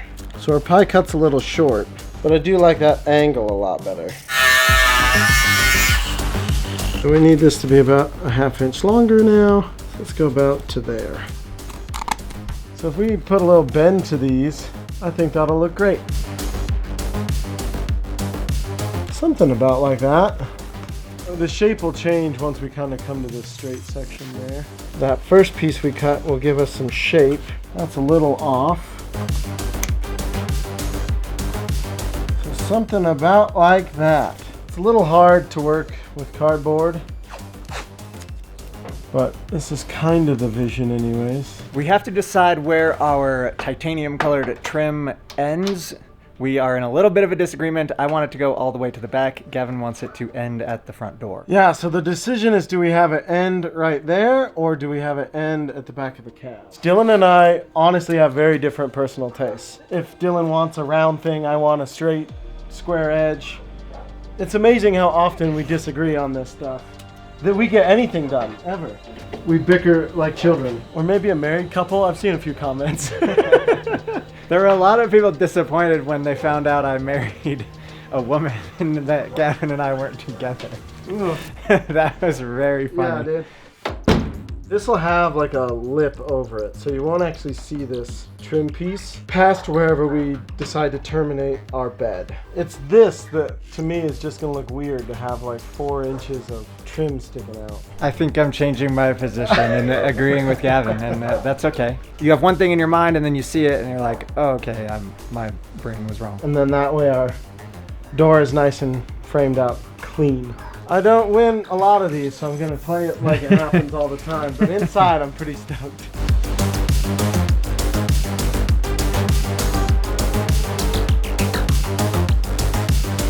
Look at that, dude. That's pretty freaking clean, really. Yeah, that looks great. And then we'll just blend that with some Bondo. So now we just gotta cap that whole thing, which is gonna be a treat, but it is what it is.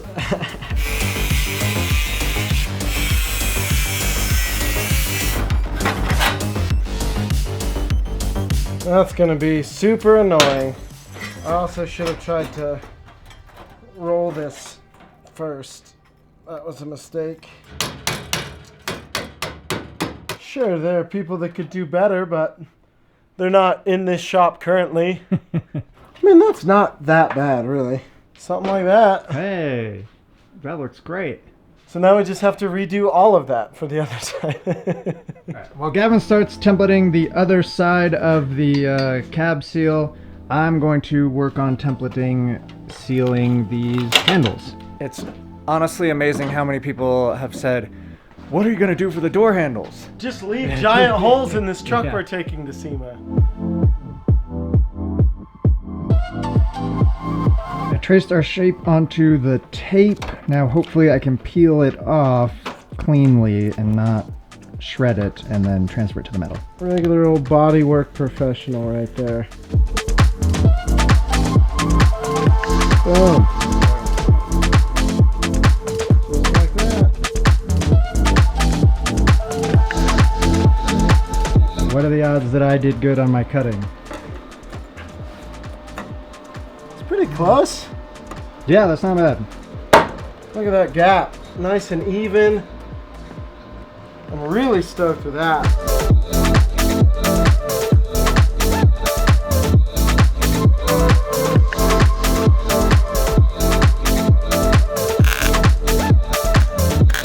I know what you're thinking. That looks awful. And you're right.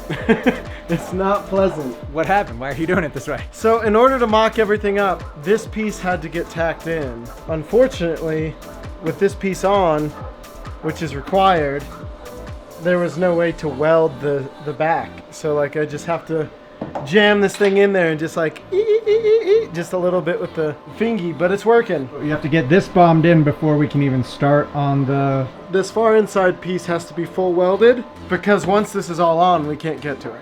It does work, it's just annoying.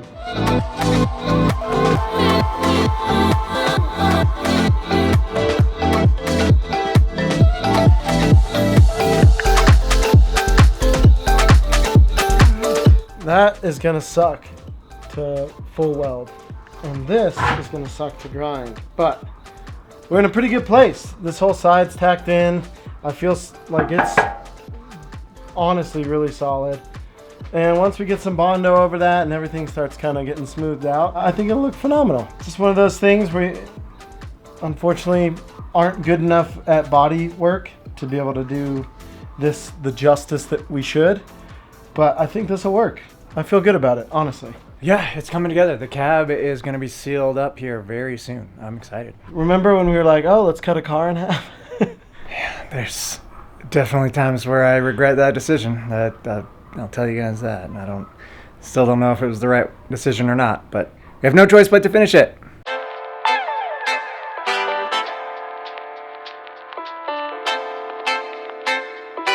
We have a huge moment upon us. First of all, the cab is almost sealed and it's looking freaking dialed. Like, that is solid. Once that has a bunch of Bondo on it, you'll never know.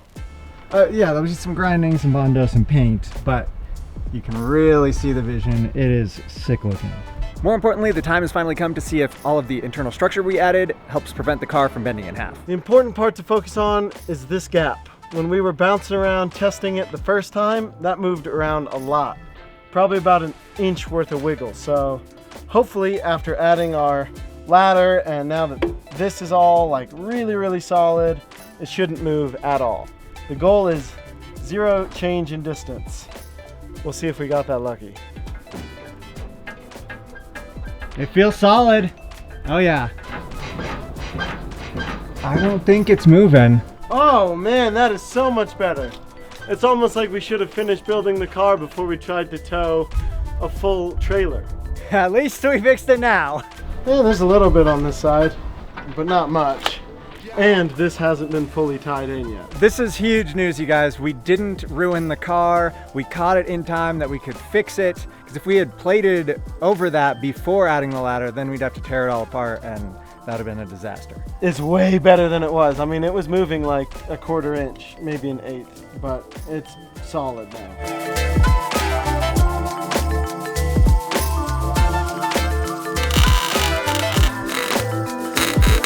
We officially have a sealed truck, or basically sealed. It's pretty even, like pretty reasonable for 2 dudes with no body working tools or experience. That turned out all right. I'm so stoked, dude. This is like a real car now. Then we got to start on these bad boys. It's finally time to weld the doors and patch the door handles. This is probably our most commented thing, like, oh, are you guys gonna weld the doors and do the door panels? Yes, things just take time. And now is the time. We're gonna do some hammering once we start tacking everything in, but that'll work great. So we got 1 for each side. We're gonna weld these seams up, and we've got some material to fill the gap on the inside, so we'll weld both the inside and the outside of the doors.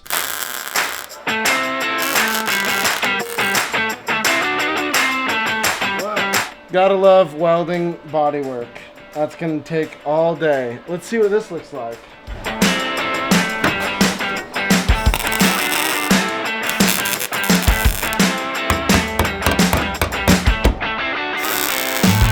That'll Bondo nicely. Or it won't. We will find out soon enough.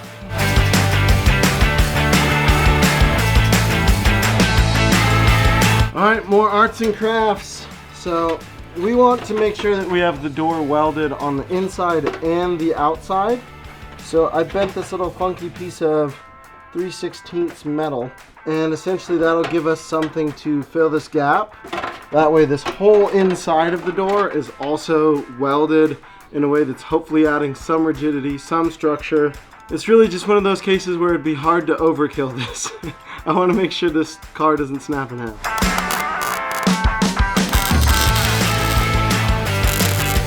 That'll fill up all the gaps and should make for a really strong weld.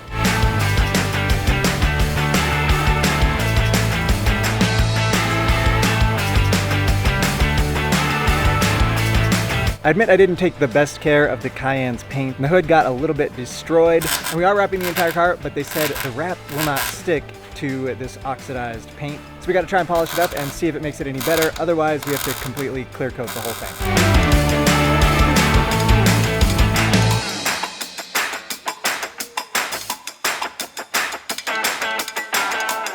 I'm gonna show you guys a little before and after. It's not perfect, but remember we're getting a wrap, so it's much better than it was, and I think the wrap will stick to that just fine.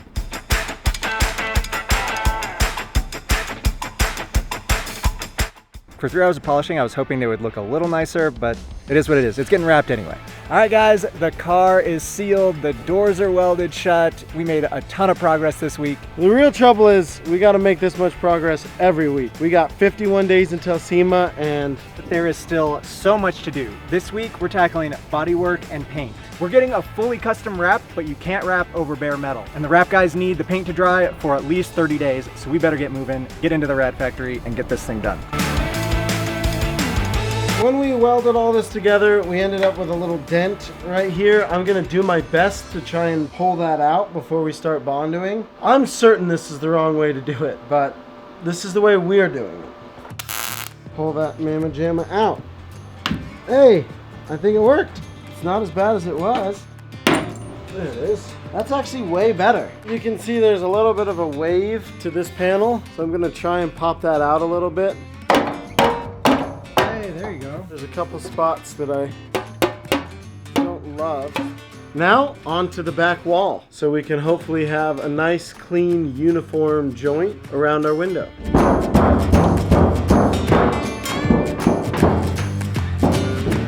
So we're just kind of moving that one wrinkle around, which I think that will get better when we cut it open.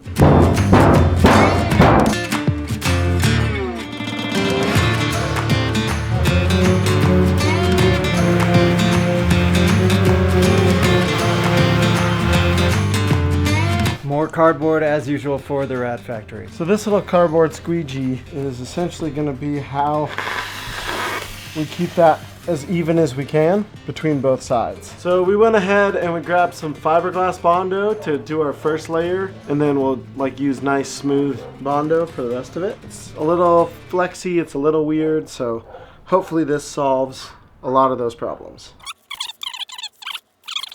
All right, here we go. First Bondo on the doors. There's a fine line between trying to get it just right and messing with it too much. I think I'm about there. It's a good start, but that at least fills most of the big gaps with this reinforced fiberglass. And it just makes it a little stronger. I mean, it's already gummed up, but you can see how full of fiber that is. They call this the Metamucil of the Bondo world. That was gloppy. Yeah. That was a lot. These are gloppy times, my friend. Oh. Got that gloppy, gloppy. All right, the big moment is the cardboard. What do you want to call this? The template. Template. Is the cardboard template gonna actually work? So far, I don't hate it. It's not bad. For a first pass, I mean, that's not the worst thing I've ever seen. Dude, that's honestly better than I thought it would be. Body work guys in the comments. Oh yeah, they're all just like, wow, excellent form, Gavin. No notes, I bet is what they're saying.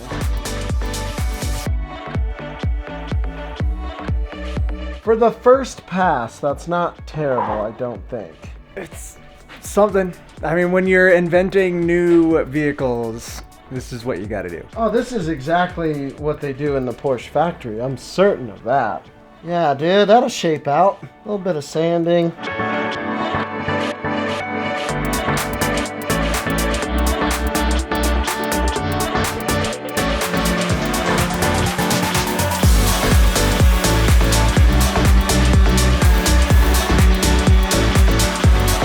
Very dusty. I can't tell you how much better my heart and my head feel now that you guys can't see my terrible welds. Yeah, for one coat, I mean, this is looking great. And a couple more coats, some paint, like, it is going to look so dialed. For a second, I was worried that was gonna get messy. It does look pretty decent though, dude. We had to cut the top of the bed sides to fit our new sealed cab rounded Bondo. Let's see how good of a job I did. Oh, look at that, bud. Pretty dang close. We're tight there and we're tight there. All right, take two. Let's see. That was 3 or 4. I guess, yeah. Oh, that's sick though. Hugely productive day. This thing is looking awesome. We got the bed put back together. We got the Bondo. Honestly, this thing is looking pretty dialed in. It's been kind of a turd for a while. It's officially one polished turd. Like, this thing's barely even a turd anymore. It's pretty sick.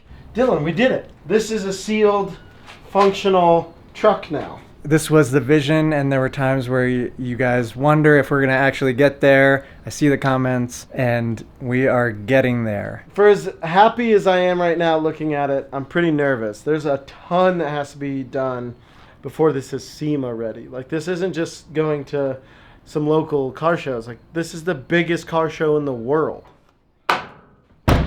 Like, That's pretty freaking cool. All right, coat number 1 is finished. It's time to put our second coat of Bondo on. These side panels don't actually need any more fiberglass filler. We're just gonna use regular body filler from here on out. These, however, we still have a ways to go. So we're gonna use the fiberglass filler just to give it some structure, some strength, probably at least one more coat of that, and then we can switch over to traditional body filler.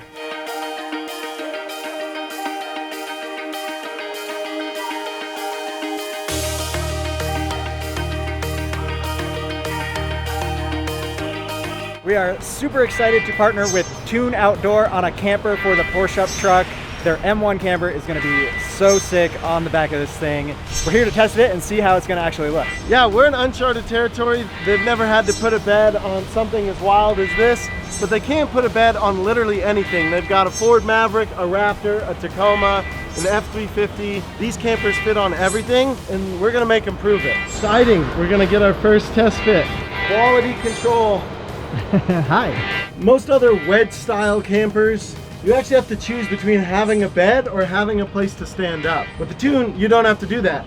You could just sprawl out. That's a full-size mattress right there. You could comfortably spoon me, Dylan, right there. You guys are gonna have to wait for that. That's all on the Patreon. Click the link below. First test fit of the Tune M1. Just gonna throw it up there and see how it's gonna look. We're gonna have to do a lot more work to get it to actually mount, so we're not taking it home today, but we'll get a good idea of what it's gonna look like. You can probably come forward about 2 inches. Dude, it is the coolest thing. This is exactly what I pictured when we started this project, and it's so freaking cool. That's so sick looking. Are you seeing any challenges? I'm seeing some challenges. So the first things first, our little back corner right there is actually going to be exposed a little, so we might have to do a little bit of redesigning in the back corner. Our truck bed is nice and wide, except for right here where it narrows back because it was originally an SUV. So we're gonna have to get clever to make sure we support the camper right here. Overall though, like, this is as cool as it could be, man. When we started this project, this is exactly what I pictured, what I wanted, and it's gonna turn out so freaking cool. They make a bunch of different kinds of brackets. We're not gonna be using the ones that are on the camper. We're gonna use these. They're just gonna bolt flush right on there. And we've got plenty of steel to bolt it to. So pumped to get the Tune camper on there, but we're not ready for that yet. We got more body work to do. Where are we at? We've gotten to the point where everything's pretty smooth, so I'm gonna throw a little bit of primer on there. Just a light dusting, just enough so I can kind of see my high spots, my low spots, and this should be good for a final surface on our 2 bed sides. And honestly, we're getting really close on our cab as well. We're not going crazy with the primer here. We're really, really close to where I can't really feel much with my hand, but I'm sure we'll see it once there's kind of some different levels of colors. One final thing that I forgot about is I'm actually gonna have to do a light bit of Bondo work right here along this edge that I welded to, just to make sure that it's as smooth and nice as possible. Yeah, bodywork sucks. It takes forever and it's finicky and it's messy. This is the stage I've been least looking forward to the whole time, without question. But hopefully we can mark up our window here in a bit. Once we've got this next coat sanded and drying, we can start marking out our window, because that'll be exciting.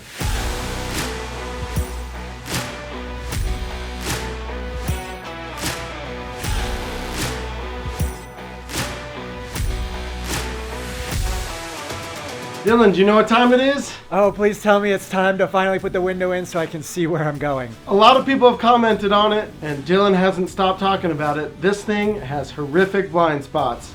Hopefully, we can solve that today. We're gonna be roughly 3.5 inches off the bed of the truck, which should line up perfectly with the measurements we got from our camper yesterday.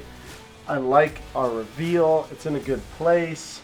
And it's nice and tall on the cab, so hopefully you can see where you're going for the first time since we cut this car in half. You guys, it looks so good. It's like it was made for a Porsche truck. We have it in a good spot. This is exactly where we want it. Let's mark it and cut it. It's actually not technically exactly where we want it. We decided the best way to do this would be trace it out of cardboard and then make a template and put it up against the wall and cut it that way. This is nerve-wracking. This feels like a big deal. Like, the window is expensive. This would be an absolute nightmare to try and fix or replace. We got to get this right first try. I should have paid better attention in kindergarten when we were doing cardboard arts and crafts. It's been a tremendous part of my adult life. Whereas quicksand never came up once, and I was real prepared for that. See, obviously on the window, we've got this 1/2-inch lip where the glue will stick to the metal. So we're templating for this size, not this side. That's why it makes it difficult. It's also difficult because what we're trying to do is difficult.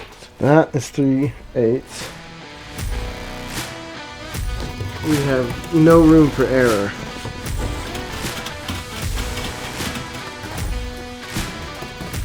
Ooh, I'm nervous. This should line up pretty well with the inside of that and just be a smidge big. All right, cardboard template on the metal, figuring out exactly where it's gonna go. I'm like an 8 strong. Where are you at? Between an 8th and a 16th. Okay. Cool. Here goes nothing.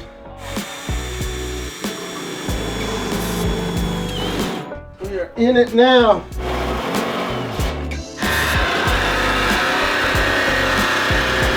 Ow. That went directly into like the middle of my 2 pursed lips and burned both of them somehow. I didn't like that at all.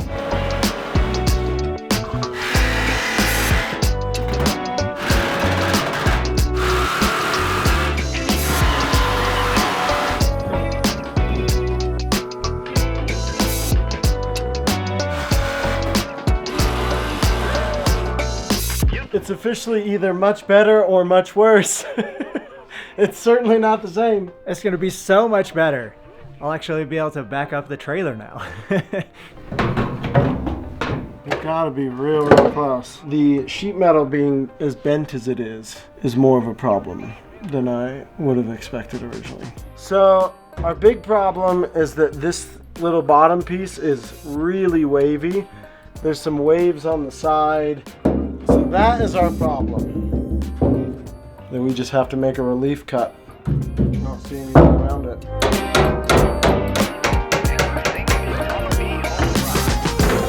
That is looking better. Yeah, so we basically need to make 2 cuts. One from there, and then hopefully we can pull this corner to about there.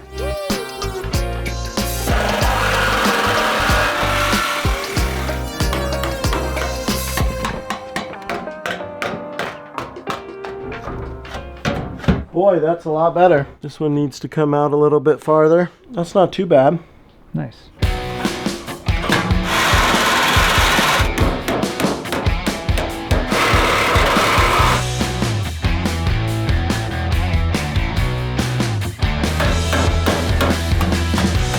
That's certainly a lot better.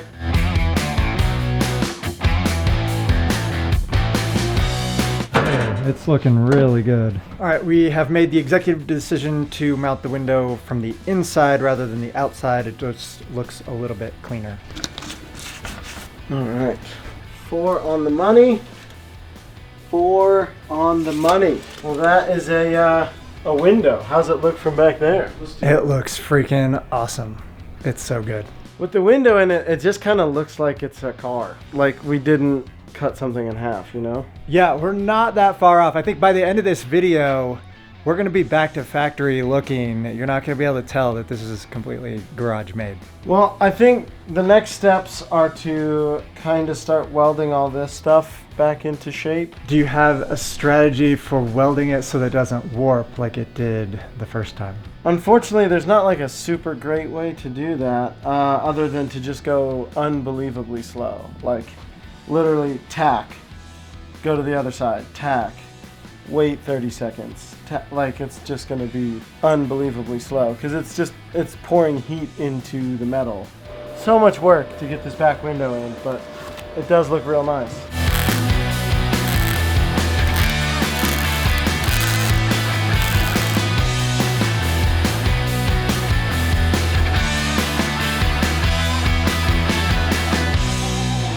Time for more Bondo? Time for more Bondo. We're gonna throw some fiberglass Bondo across this opening.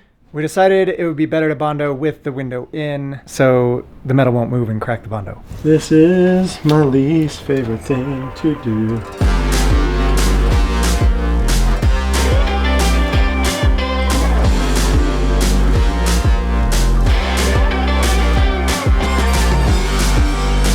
Bondo is solid, and now we can take the window out and see if it works. It's like you're unwrapping a Christmas present.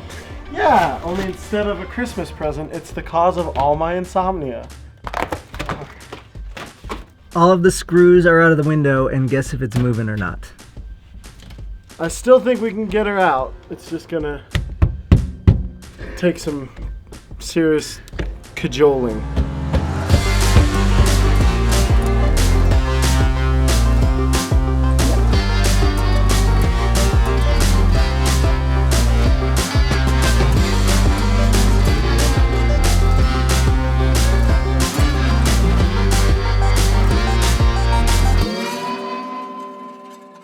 The time has come. We got everything taped off, plasticed off. Now we're gonna throw down some primer on this bad girl. This was a lot, you guys. It's looking really dialed, really smooth. Very soon this thing's gonna look so good. It seems like so much for a car that's just getting wrapped, but we want the wrap to last a long time. Nothing you guys see in this video does justice for how much work this was. I knew the body work would be tricky, but this was easily the most body work I've ever done on any car. And I'm actually pretty pleased with it. As long as we can get this paint job to work, hopefully it'll look good at SEMA. It's crazy that the whole thing kind of comes down to this. But we're gonna do it. We'll nail it. We'll do a great job. So the epoxy seals the metal so it doesn't rust. So we'll wait 12 hours and switch to the high build primer, and then we get to sand the whole thing. You can't make me. Yeah, we'll go to 600. Then we get to switch to the black base coat, then the clear coat. It seems like so much for a car that's just getting wrapped, but we want the wrap to last a long time. This car gets used more than most people's, so it's important that this paint lasts forever. I watched lots of YouTube videos on this, so I'm basically an expert. Except for the pouring part. I don't think that could have gone any worse. Let's hope the paint job goes a little easier than that. Now for the money shot. All right, let's get a couple test shots. It's not too bad.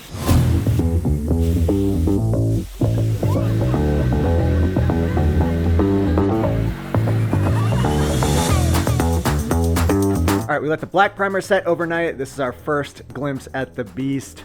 This is what it's actually gonna look like with the black paint, but it's gonna take a lot more steps to get there. We have to prime it right now. Wow. It actually came out really good. You guys, it looks freaking awesome.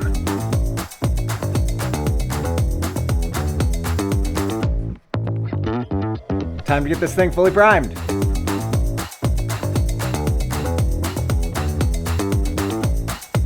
All right, we let the primer dry over the weekend, and it actually turned out really good. I've painted like 2 or 3 cars in my life, but it's been like 3 or 4 years. So it takes a little bit of time to get the rust off, but I think the primer turned out sick. No real runs, no bad spots, so I'm pumped. What I'm not pumped for is now every square inch of this thing has to be wet sanded with 300 grit all the way up to 600 grit. This is gonna take forever.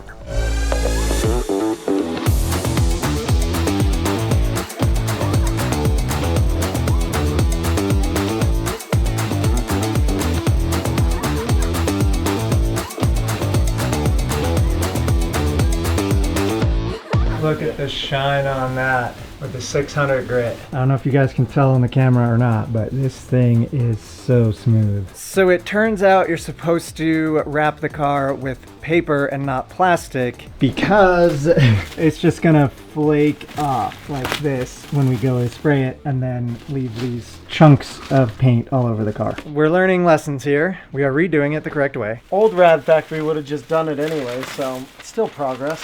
Now it's time to finally put some black on it. Woo! This is exciting. The final, not the final layer, but the final black layer. Dude, It's a big deal. what we need to talk about is you chose to do this in a white t-shirt. Do it in my too small metallic. There it is, Tony. Give the people what they want. It's not too bad. The first of the base coat, baby.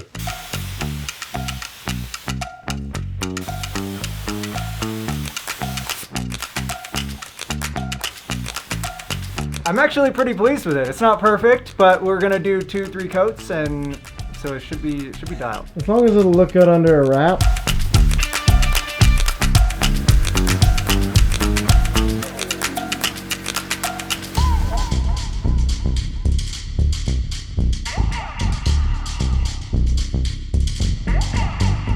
Mika!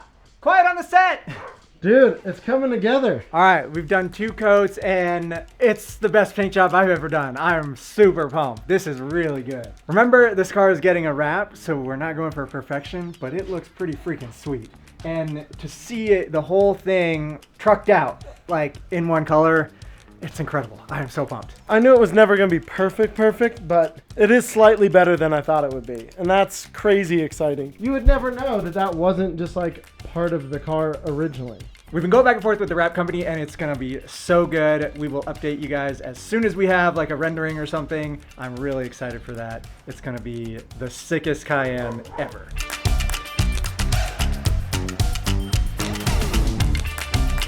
All right, the 3rd coat is dry and Gavin is excited. That's like legitimately good. Like I've got my light on it and I'm not upset. I'm stoked, dude. I can live with that. Once we get a wild wrap on this thing though, you're not gonna see any imperfections. It's just gonna look gorgeous. That being said, we still have to shoot the clear, which is a big deal. The biggest deal. Like, if we mess up the black, there's was still some opportunities for fixing. The clear, there's much less opportunities for fixing. Nothing like a little bit extra pressure. I think it'll buff out. I'm so happy with this though. Like it's just so nice to see it one freaking color. It doesn't look like a hodgepodge anymore. That's just the coolest thing to me. It's not a shit box. Let's not get ahead of ourselves. I know shit boxes pretty well. Here we go, clear coat time. It's a big deal.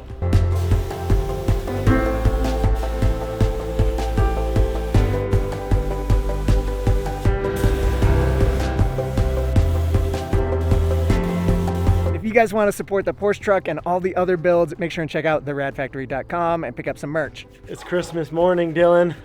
It's time to unwrap the presents. The clear has settled for about 24 hours and it looks incredible. There are some mistakes, but we'll leave that for later. I wouldn't even worry about those little guys. Look at that.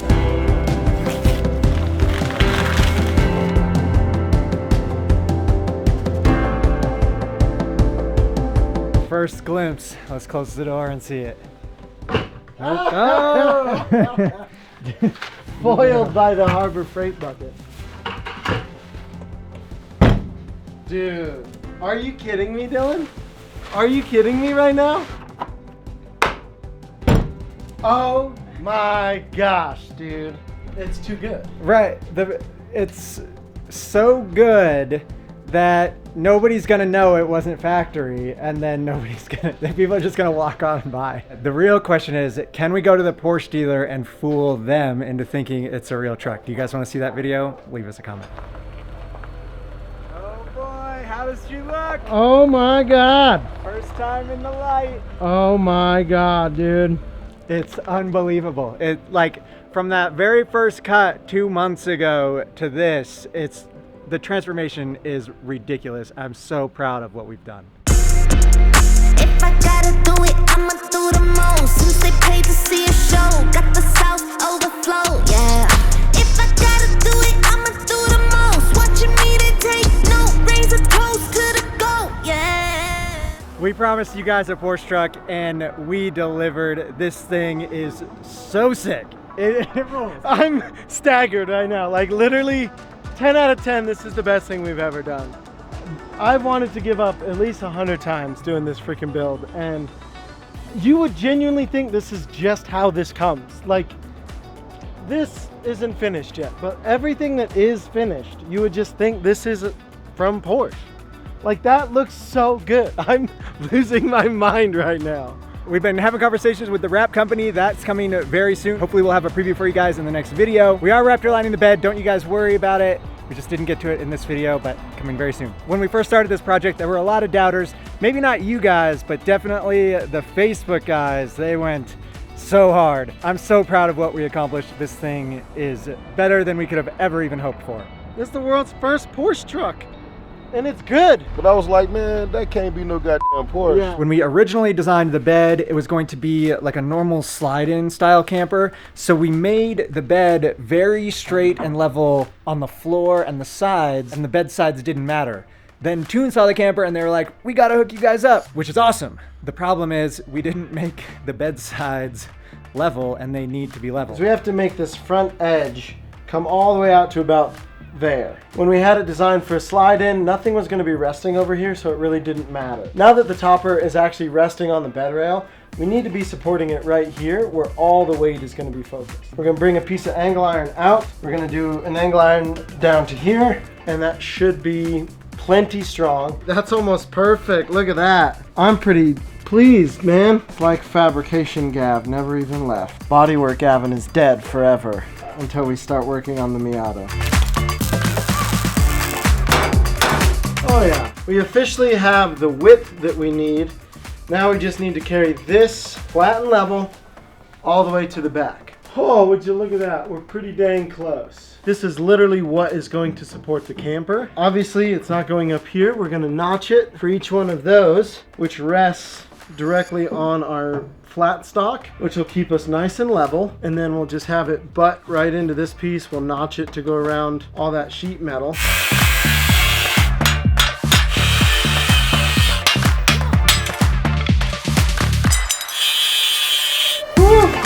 Hey, I think it'll work, Dylan. I think we're good to tack this in place. I think we've got a perfectly flat surface. I'm not gonna go so far as to say level, but it is perfectly flat.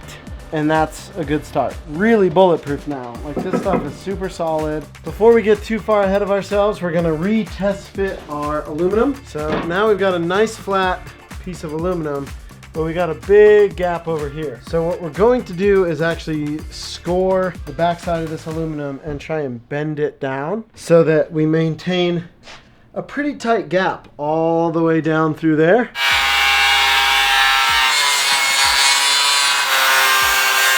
So here's our custom designed brake for bending this piece of aluminum. I am sure you guys are gonna love this. Aluminum, if you're listening, please work. I'm mildly confident it'll work. Let's give it a shot. Nope. More clamps. More clamps for sure, but even then. There we go. Oh, that's working. That's so working. Look at that. All right, let's see however many degrees that random amount of degrees is and see if it's any good. Porsche truck for the win. It's already a functional aluminum brake. That is actually a clean bend. That's not bad, dude. That might be about right, dude. That's almost dead on. Yeah, I guess we couldn't really go more because it's hitting the steel right here. Yo, that is pretty clean actually. The Porsche truck angle iron brake actually did really good. We have flat bed sides and bent aluminum, and it actually looks freaking sick. Genuinely flat, so we can at least finally get a camper shell on here. Time to finally get the tailgate going. We have no idea how this is gonna work, but it's gonna work. Obviously we got some cutting to do. When the tailgate is back on, it is gonna be the craziest Porsche truck of all time. I'm so excited. Yeah, I can already feel the vibes, man. This is gonna be unreal. It's gonna be extremely difficult to get it right, but we really want it to be like a tailgate. We got our work cut out for us on this one. There's just no part of this that wants to be a traditional tailgate. But how sick is that gonna look? Gavin did some junkyard diving and found an electronic latch that we want to use for our tailgate. We're gonna apply some power to it and see if it's any good. All you Porsche fans out there are really gonna love this. This is actually a BMW X5 controller, so. Okay, that's huge news. Oh, did it only work once? Interesting. I was very excited. I thought I'd come up with a very cool solution. Why you no work no more? Essentially, all this does is just pull on the two cables, releasing the latches. So it's actually a really simple mechanism. So hopefully we can get it to work, or I can go get another one, because this was $2. The Cayenne already has an electronic button right here. That in an ideal world we can repurpose to unlatch our tailgate. And these little X5 doodads should work perfectly. So if this is on our tailgate, it'll come up and we'll just have some sort of a pin that sticks out for that to grab onto, and that should work pretty dang well. So it's latched, and then when that actuator fires, it just pops it. But yeah, getting this thing to swing properly, latch properly, that's gonna be a headache. Time to chop more of the Porsche. We're making the tailgate.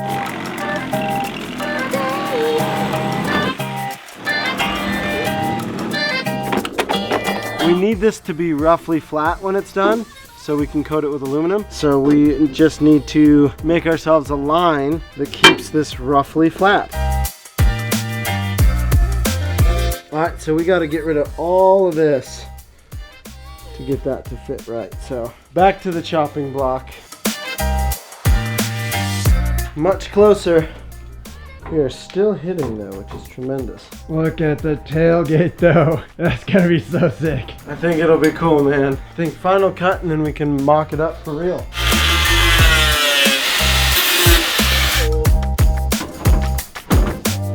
Hey, that's the tailgate. It really completes it. Like, it was a cool truck before, but now it's gonna be an actual truck. So we got a bunch more cutting to do, but I just wanted to see if our latch is gonna fit. I think it will. The biggest issue is how do we make this thing pivot? Because this is curved, we have a really low point in the center and a huge gap on these edges. Most tailgates are flat, so they fold up and down nice and easily.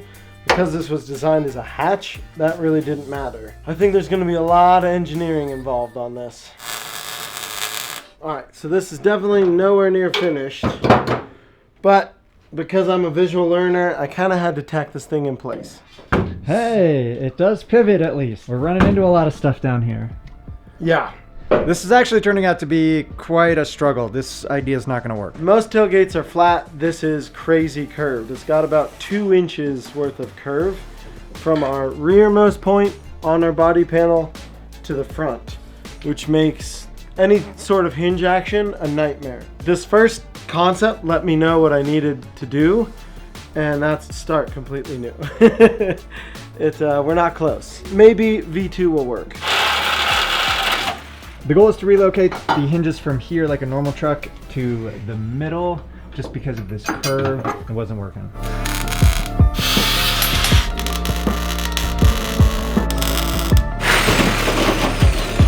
Big test. Attempt number 2. It does fold. It does hinge. So there's the real question, is how far does that go? Not nearly as bad. Definitely is better. Is it strong enough to stand on? In a perfect world, we'll have our cables running. Is it the best way to do it? Probably not. Is it an effective way that we can do it right now? It appears that way. A surprise from China. This one's actually pretty cool. Usually surprise from China means a whole lot of work for me. Oh, that's actually pretty sick, dude. A neon sign for the shop. A Rad Factory sign. I thought this was the new brake light that'll go right over the back window. Whoa! Hey, That's freaking cool. genuinely fun.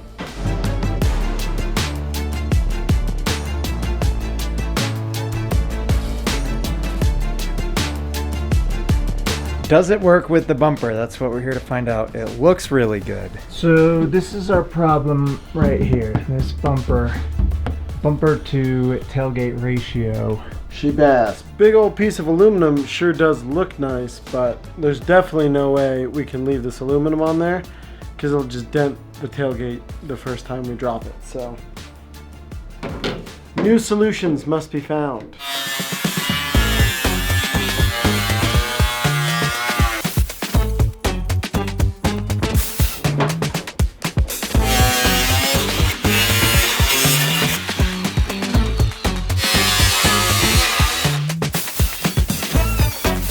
Pretty close.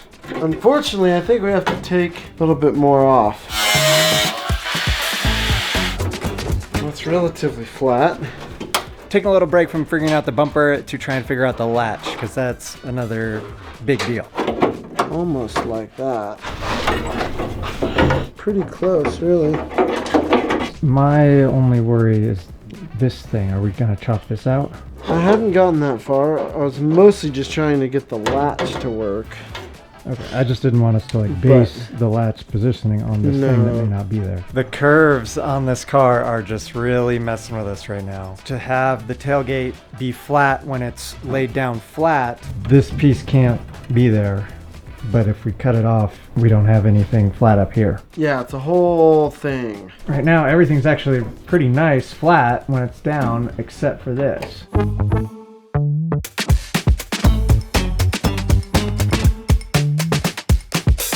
There's so much that goes into these builds that you guys don't get to see. You asked us to start a membership for the channel, and so we did. And we're sharing a bunch of behind the scenes content. We're really excited about it. Not only that, but we're gonna be doing a monthly live stream where we get to hang out with you guys. Literally live. We can answer questions. It's just a place and an opportunity for us to get to know you guys better and for you to get to know us. This should be a super fun way for you guys to help support the channel and allow us to do even crazier builds in the future. So if that sounds fun to you, hit the join button right below this video. One of our biggest problems with this tailgate is that it's like curved in every possible direction. So this gives us a flat surface for our aluminum to mount to. I've got this small piece of 3/4 inch angle iron that slots right into there. And then this will go nice and flat, just like that. Not only will that make the actual tailgate build easier, it'll also make putting the latches in easier, and it'll give us something really solid up here at the top after we cut this off. So it kind of kills all the birds with one stone. Now it's just time to put it all together and see if I'm right. We just did a bunch of research on some of the other Ute conversions. Smith Performance is one of them. And they actually just end up using totally flat tailgates, just like a truck. The only reason we didn't want to do that is we really want to keep the look of the Cayenne stock lines. Like, it just looks so much cooler. How could you get rid of this thing? She's thick. Look at this curve right here. Ton of work, ton of headache to get it to work, but it will just look that much better when we're done. Something like this involves a lot of just me staring at something for like 4 hours and just like slowly going insane. But now that that part of the process is done, I can actually make it. I want to point out that some of this was my ideas too. We both stare at it, and I contributed a good bit to this idea. The center hinge was my idea. Fair's fair. This was very much a team effort. Yeah, Gavin's making it happen, but I am still the dumb idea guy.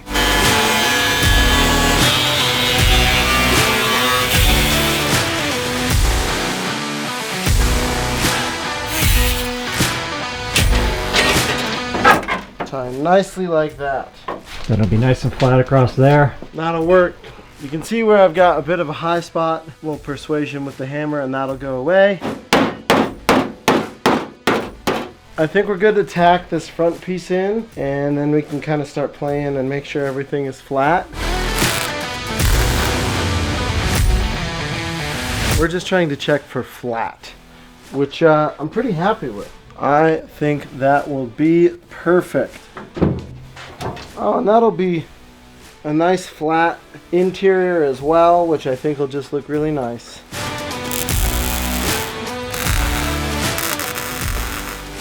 It's a tailgate. For some reason, this breaks my brain. Like, it's just so weird because now it's like back to kind of sealed normal, but it's the truck. Something about it is just the weirdest thing to me, but it's so sick. Yeah, no, it for sure short circuits the mind. Because, like, it doesn't look bad, but it also for sure doesn't look right. Like, you know something's off. Dude, that's going to be unreal once we get our little piece there on the end. Won't be this piece exactly, but we'll have something kind of like that. For something that we really had no idea how to do yesterday, and it was miserable coming up with this idea. It's looking freaking sick. We still have a long ways to go, but it's not too shabby. There was some talk early on about having the tailgate swing out rather than fold down. Seeing it now, I'm so glad we went this way. It's just so truck. Like, the swing out is just too Ute or SUV. Yeah, no, this is more in the spirit of it. Sometimes you just get what you want and you don't really even have to try. We are back to head scratching because we got to figure out how to mount these stupid latches. This has to go in there, so I think we got to start making a little more space and whatnot. There aren't a ton of great options. I think it's kind of got to go at the very, very top. Yeah, it's tough because this is all plastic, so we can't just mount the striker anywhere there. We're gonna have to mount it here and bring it down. I think the next step is just get both of these mounted into our actual tailgate, and then from there, once these are mounted, we can start playing with the striker. I think it's gonna be too hard to try and reverse engineer it.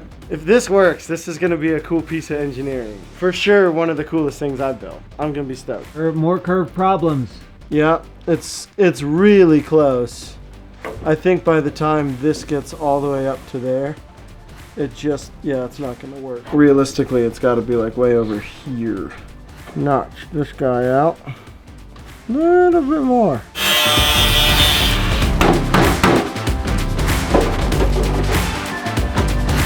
All right, that's not bad. I think that could work.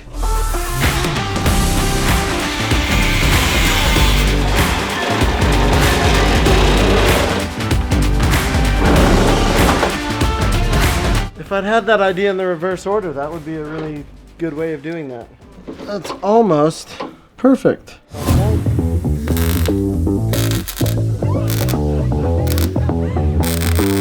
we're just gonna leave that tacked in, and realistically I probably don't have to do a ton of welds on that, but it does stiffen up our door quite a bit. Now let's see where our striker needs to go. You know, basically somewhere around in there. Oh wow, yeah, that's gonna be really hard. Look at how far into our plastic that is. I wonder if we can like hole saw some of this out and like have it go through there. But those slide on, so it'd have to be like notched. If we try and suspend it from here or suspend it from there, it's just gonna look terrible and bulky, especially when the tailgate's down. So I'm gonna take this light off and see what's behind it. Maybe we get lucky. So fortunately, this is pretty easy to cut. I think we can notch that. Like, this isn't really structural. This is what's holding it on to the car. So I do think we can notch this around a striker and just have the striker come off of this guy. Yeah, something that just comes right off of there. Boop. Something just like that. I don't see why that won't work. So I will have to use like angle iron or do something to make sure that this doesn't bend and tweak and do all that stuff. But hopefully we're not like pushing on this or pulling on this so tremendously that it would bend that.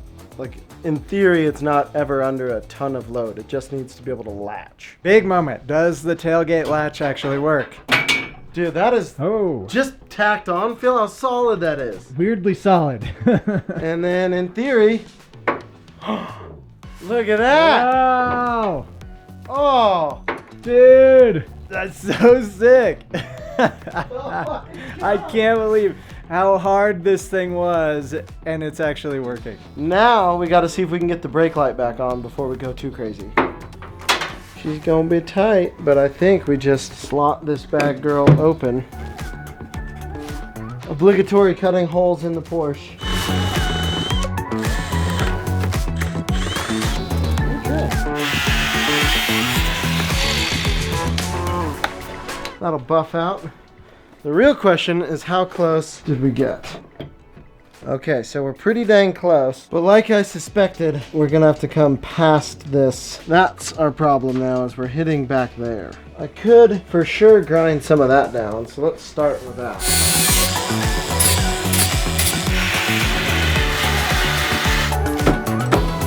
So I gotta basically just cut a slot. There we go. Dude. Okay. That's pretty slick, dude. Are you kidding me, Dylan? This might be like the coolest, most exciting part of this build. We have a straight up tailgate. Like, this thing is just tacked in and it is so solid. She ain't going anywhere. Our body lines work. Couldn't possibly turn out any cooler. As long as we can get that electronic button to work and unlatch. That's still coming soon. This is the actual Porsche unlatchy synchro thing. Essentially, this pivots around the center, which pulls on our cable, which if you listen carefully, that's what'll actually unlock it. So it should be pretty straightforward. And I did test our synchro. It does open and like it does move. When I hooked it up to the battery, I can get it to fire. So as long as I can find a place to mount this where it's out of the way enough, we should be good to go.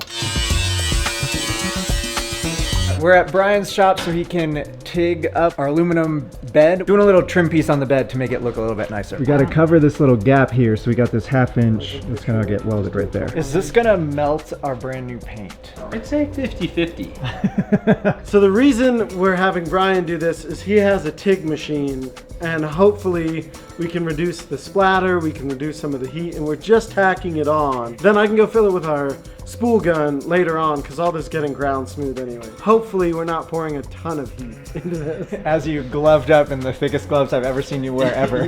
Yeah, just flush with whatever that thing is, yeah. Ready. It's kind of tacked. We'll get the next one here. She broke right off. Oh no. How was our penetration? Yeah, none. Once we have a couple tacks on, I think we'll be in a little bit better shape. I think the key is as long as it's hot, I can bend it. Oh, right. Probably done pretty easy. Yeah. Oh, that's working a treat, dude. Yeah, not too bad. You might just be, yeah. Guys, I think it's pretty solid. that's That's actually pretty cool. sick, dude. Yeah. There's a bit more of a gap than I originally wanted. And this is all getting Raptor lined, remember, so it's all gonna be hidden anyway. But the welds are looking solid. This is gonna be really cool. I'm so stoked. This was like the last thing that looked bad. I didn't even know if it was gonna work.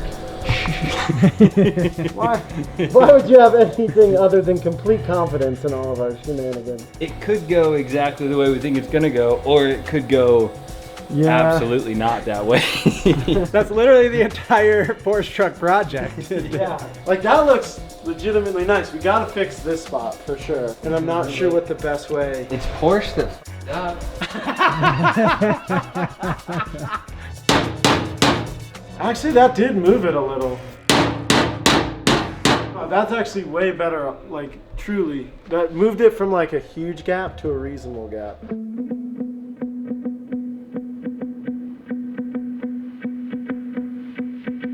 And we got the passenger side dialed in. Now it's time for the back. So that'll go like that, and we'll work our way middle out. Should be great. She's coming together. Now say it like you actually believe in us. I'll say it when I believe it after it's done. Yeah.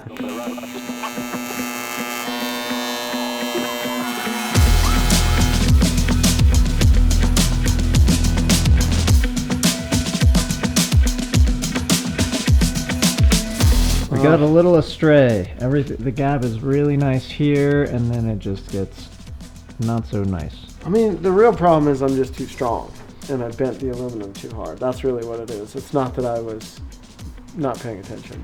Right. It was a matter of assumptions. I assumed you were watching how. Yeah. And I assumed it was in the right place. That is such a bummer because it's such a good weld. There we go. It's like nothing ever happened. It really is transforming before our eyes. We're getting there. Like, it's cool. And when we get that Raptor liner, it's gonna look like an actual legit truck. Thank you, Brian. Yeah, no worries. It looks so much better. Like, so much better with a nice clean edge on that. Don't look at that side. It's not done. This side. We got some work to do on this side. It looks too good, and then you don't realize how weird it is, right? You're just like, oh, it's supposed to be this way. Whew. All right, that was a late night. Thanks to Brian for letting us borrow his expertise and his TIG welder. But now it's time for the spool gun. We gotta finish up all these welds, get everything ready to be ground down and smoothed out.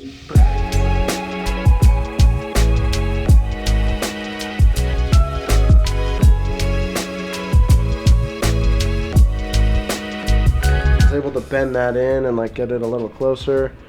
It's a pretty decent reveal. It does look finished. Like that looks real. Shout out to Brian. This is freaking cool. We're closing in on like the exterior like structure of this car being done. We got to finish the tailgate. So I've got my cardboard that I'm going to use the template, and we will make some sort of aluminum piece for that. The real trick is going to be this, just finding a good way to mount our little mechanism for the tailgate. If you look right there, that's actually what moves. I know you're sick of welding and grinding, but is it worth doing a little Edge. edge like that? That's not actually. He I'm not doing it today. He was so ready to be done with welding and grinding, but to look the best, that's what pops into my brain. I don't know. Because this is gonna be flat like that, so you're saying like have a strip Yeah, that goes just a that tiny way. little strip. Still have some Okay. curve right here, and then this being flat. The options are either just bolt this and bend it, or just do a little lip like we did around this. I really hate that that makes so much sense. Like I hate it so much.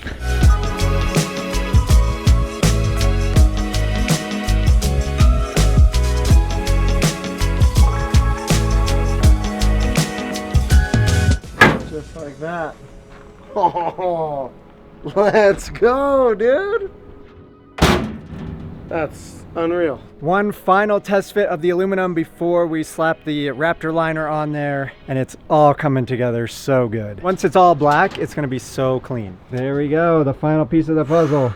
Oh my god. I'm feeling things. Like it's too nice. That'll give our camper shell something to rest against. I might even pull it off just a little bit farther. But that ought to be perfect, dude. It's about to go down. The time you guys have been waiting for quite a while. The Raptor liner is about to go on all of our truck bed pieces.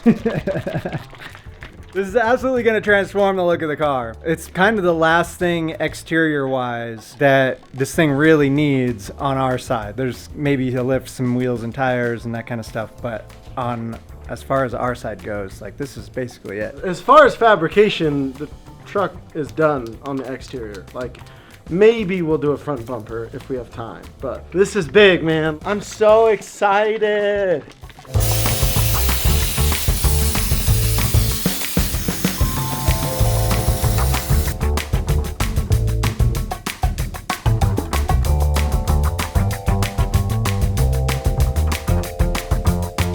What do you think? Dude, it's gonna look so good. Oh my gosh. The moment we've been waiting for has finally arrived. We get to put the bed in with the bed liner and see how this thing is gonna look. I already know it's gonna be so sick. We'll be fully blacked out for now, but wrap coming hopefully next video. The liner didn't make it any lighter, unfortunately. This 1/4 inch is a beast.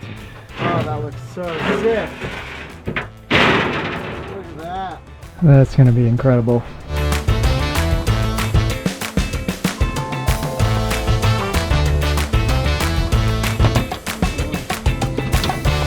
And on in there. That panel was like the final piece of the puzzle. She ain't naked no more. Pretty dang slick. Now let's put the tailgate on. We already did our proof of concept. We know that this thing opens, so I'm gonna wire it in for real. So we're using the Porsche actuator, the BMW levers and cables and latches, and the Porsche lock. It's and the Porsche latch is what's gonna run the whole thing. This is our power coming in, and then this is our power that goes to the actual like actuator. And then all of the switch does is just completes the circuit. So it's pretty basic wiring. That looks so sick. Truly stoked at how this is looking. It's the greatest Porsche truck that's ever existed. The key to that is keeping the bar very low. It's the only Porsche truck that exists. The black is baller. And then once we wrap the whole car, it's gonna look so good. The very final piece of the pickup truck puzzle is the straps to hold the tailgate up. We got 2 different lengths, one from a F-150, one from, I don't know, a Ranger or something. Let's see what we can make work. Option A. Something like that-ish. That might work. The trouble is these are gonna like stretch and do some things, so we really want this to kind of be pretty far back, you know? Yeah, that clears. I don't see a much better way of doing it. This little thing is so cool. It's really the final touch. Now it's gonna be a real truck. Pretty dang flat.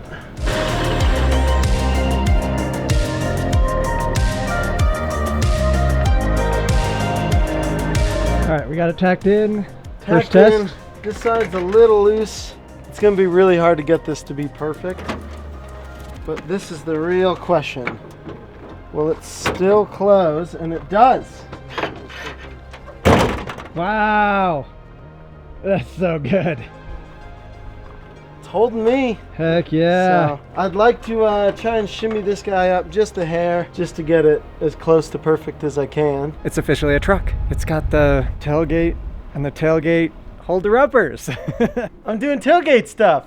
No way. We have to go tailgating at a Broncos game. We have a tailgate now. Yeah, the only downside there is it's a Broncos game. I'm really happy with this, dude. I don't know that we could have done any better for a little tailgate. How sick is that, dude? Just, oh, don't mind me. Dude, it's very sick. All right, let's throw the rest of the panels on there and see how it looks. I mean, come on, dude. That's pretty dope, man. This might be one of the coolest looking trucks you could possibly get. Or ute, whatever you want to call it. You guys can call it whatever you want. The bed liner makes such a big difference. Hey, okay, I know I'm here to stay. Counting on my wins, so I can't play it safe. Trying to go against us, get you out the way. Go hard, it's the only way to play. Let me say, I'm a trendsetter. Oh, that's a Cheyenne? Yeah, dude. Y'all cut the back off of Cheyenne? Yeah. Y'all some crazy motherfuckers. Dude, look at that. Is that Porsche right there? Yeah, dude, it was a Porsche Cayenne, and then we chopped this mofo in half. And we got a big ass camper that's going on it, so we can like take Oh, it y'all camping and goofy, stuff. man. I was staring at it, but I was like, man, that can't be no goddamn Porsche. Yeah. I was like, wait a minute, man, don't tell me this shit. Oh, he's turning around. These motherfuckers crazy. When I seen the front, I said, these motherfuckers crazy. I can't wait to see the camper on it. I'm gonna die laughing. Yeah. Oh yeah, no, it's gonna be unreal. It's gonna be so sick. Shit, do your thing, shit. Heck yeah, dog. Don't kill yourself, guys. All right?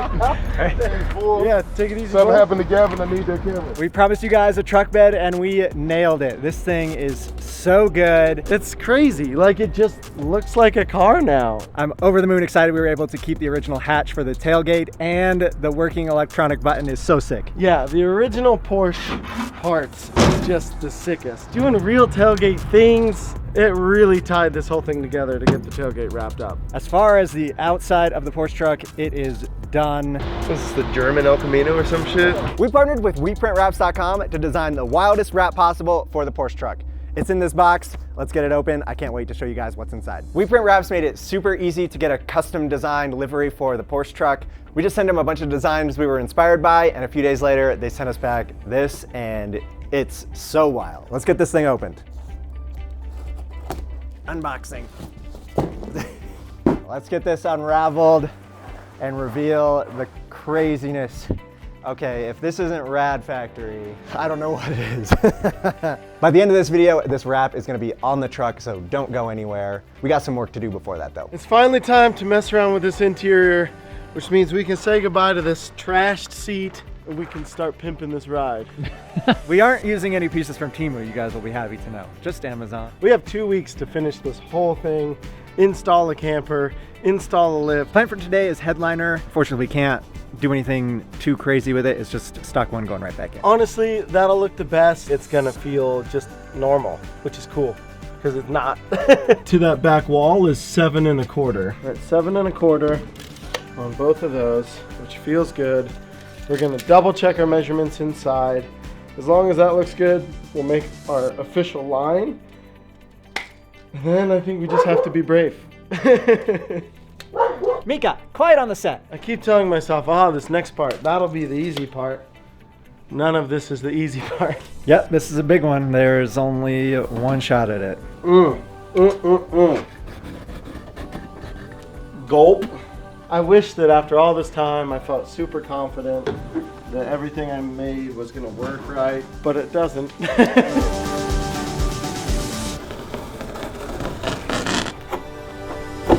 Alright, now we just have to figure out how to take these plastic pieces off without ruining everything we just did. Hey! We're pretty close. We might still have to take a little bit more off. It looks like our corners have to come back like a 1/4 inch.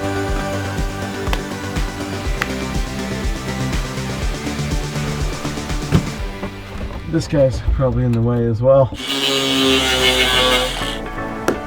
Oh, that feels better already. This is definitely how a real upholstery shop does it. As usual, 5th time's the charm. Yeah, that's it. We got ourselves a little pinchy. There we go. And then the rest of the headliner gets held up with the doodads. Mirrors.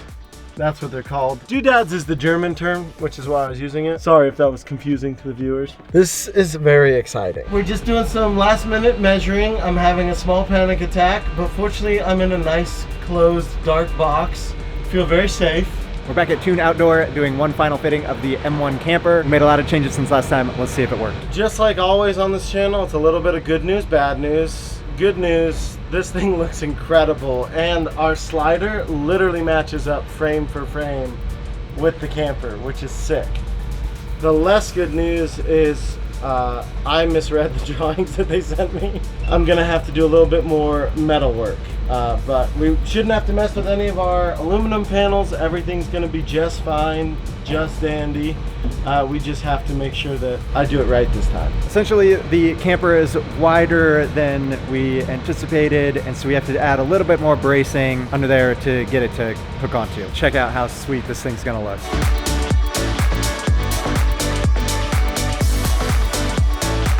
How cool is it going to be when we're able to camp in our Cayenne for real? I cannot wait. All right, so we're gonna do what we came here to do, which is mark our mounting locations so we can take it back to the rad factory and put some actual steel there for this thing to bolt to.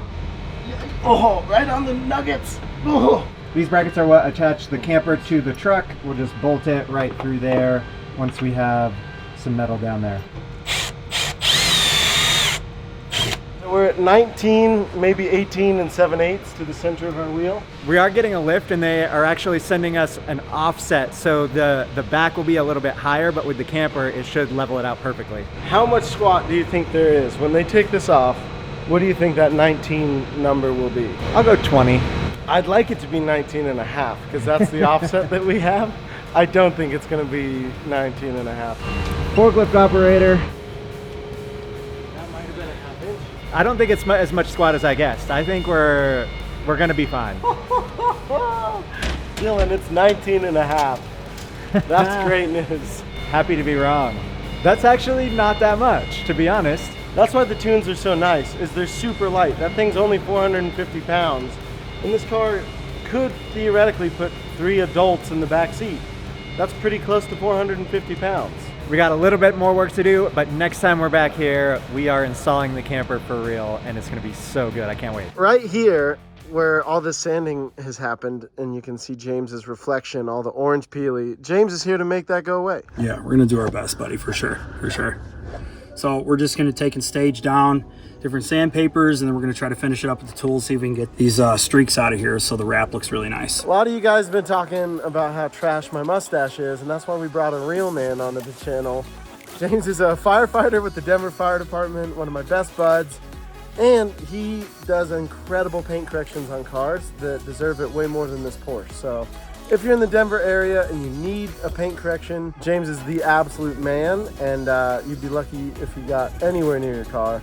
We're grateful that he's helping us out with this bad boy. James, you've done miraculous things. We forgot to take it before, but this whole panel had a drip the entire way, like full drips all the way across. And now that is the nicest paint of any car that's here. Like, you can see just the section that you've sanded. He hasn't even started on the orange peel. That this is Dylan and I's work. This is James's work. I mean, that is sick, dude.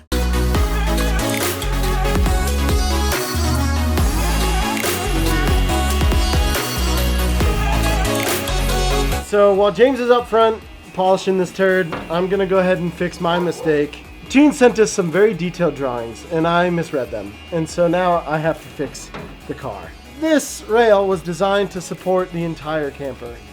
And unfortunately, our camper actually sits like mostly off of it. Look, I didn't graduate college, and that's what I'm gonna blame this on. It's not my rush to get this done. It couldn't be my fault. I refuse to take any ownership, but what I have done is come up with a nice solution. So This piece will be fully supported here in the corner, and it'll be real strong. And then we're gonna run it over to here, just like so. Mika, quiet on the set! We're gonna run it over to here, and that will get bombed in, and that'll be super duper strong. We've got this bad boy, and that'll sit right there, essentially turning this into like a 4" by 2" angle. I made these little guys. Our camper has to have something to actually bolt onto. Unlike a normal camper, this thing can't just like clamp around a bed rail. So our camper will literally just bolt directly to the truck bed. This whole structure is infinitely stronger than it was. It'll now fully support the camper. We're just never gonna talk about the fact that I misread those drawings. You know, sometimes reading's hard. All right, watch your eyes.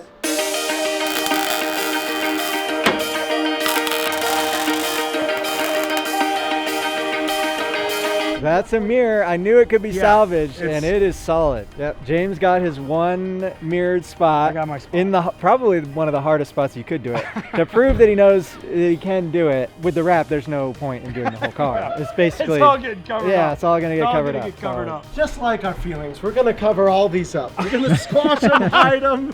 We're just gonna ignore all these issues and cover them. We're here at the garage down at Parker. They are Porsche experts, so we got to get some opinions on the Porsche truck. Yeah, these guys work on super nice Porsches all the time. I think it's high time that they work on a super okay Porsche. These are the guys that actually helped me get into this car originally. It was one of their clients that needed to get rid of it and sold it to me. Holy shit. This is badass, dude. This is the German El Camino or some shit? Yeah, dude. This is El Camino. Holy shit. So far you got a code in almost every module. You got 31 codes so far and you're not even done scanning. Dude, what do you guys do with the wiring harness and everything? This is all stuff that lived like where the spoiler the CD was. player, dude. Well, we need to hook it in because see, otherwise it does not error. Say anything like that? What?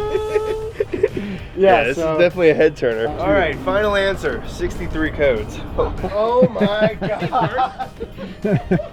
Airbags, Most of those of course, are gonna seatbelts. Get unplugged. Rear doors. Rear doors. Yeah, buddy. That's There's no door. Oh my god.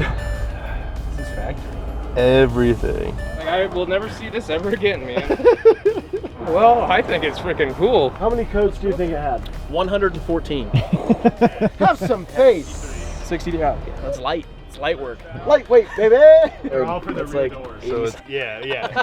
about 8 of them are literally like, we have no rear doors. There's no rear doors on the car. Huge shout out to the garage for doing a quick scan of all 60 codes and got some of them cleared up.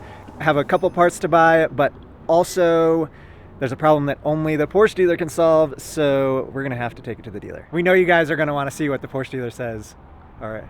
The Porsche dealer says, so make sure and stay tuned. We're taking the Porsche truck to the Porsche dealer. That's the difference. Oh, I can live with that distinction. Yeah, that's gonna be great.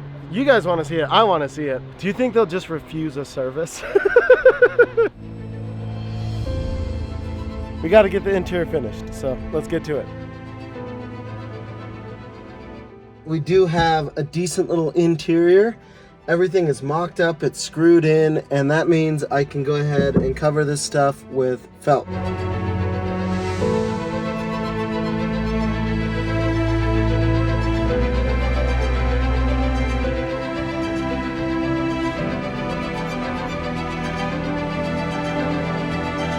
We have our first look at our interior panel. I'm actually pretty happy with that. It actually looks really sick. We threw some kill mat on the aluminum panels and it is making a huge difference. Ideally, we can make this thing pretty roadworthy and pretty quiet. So the side that has kill mat, pretty solid sounding. And the side that doesn't have kill mat, it's just louder, it vibrates a bunch, it just makes more noise.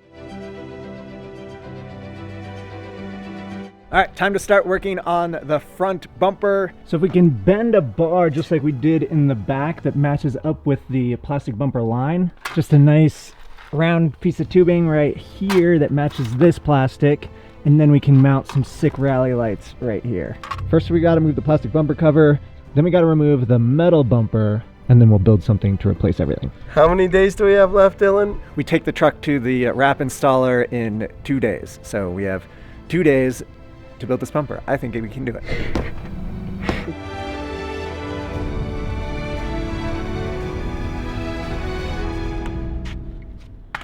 So we are very limited on time, which limits our options. We can't make this thing perfect and beautiful, so we have a plan. We're just gonna weld it to the existing bumper. Is it the best way of doing this? No. Is it the fastest way of doing that? Yes. And right now, time is money. Maybe a little safer too, to not take out the crash bumper. What we've done at the back end is infinitely less safe. Safety left this equation a long time ago. Mika, quiet on the set. I think our move is let's clean all the paint off of this and make it weldable, and then we put the plastic back on. We have to get this plastic off of there so the tube can fit flush up into it.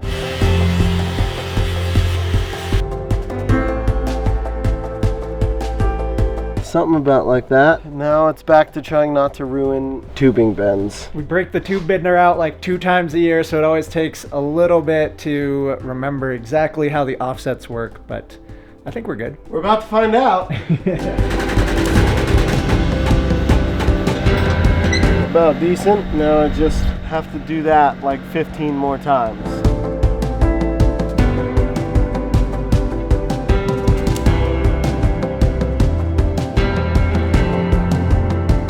Hey, that's pretty good. It's not bad. I like where everything's kind of sitting. It's in a relatively good place. Now we just have to start making our more aggressive bends as we get to the end of the bumper. Now it's time for the ones that are a lot easier to mess up, for sure. So let's all just pray for me right now. I think I did the math right, but I think you can chalk that up more to just a blind sense of self-confidence than actually knowing what I'm doing. Let's see if we can avoid ruining this. That's really what I'm trying to say. Why is this so hard?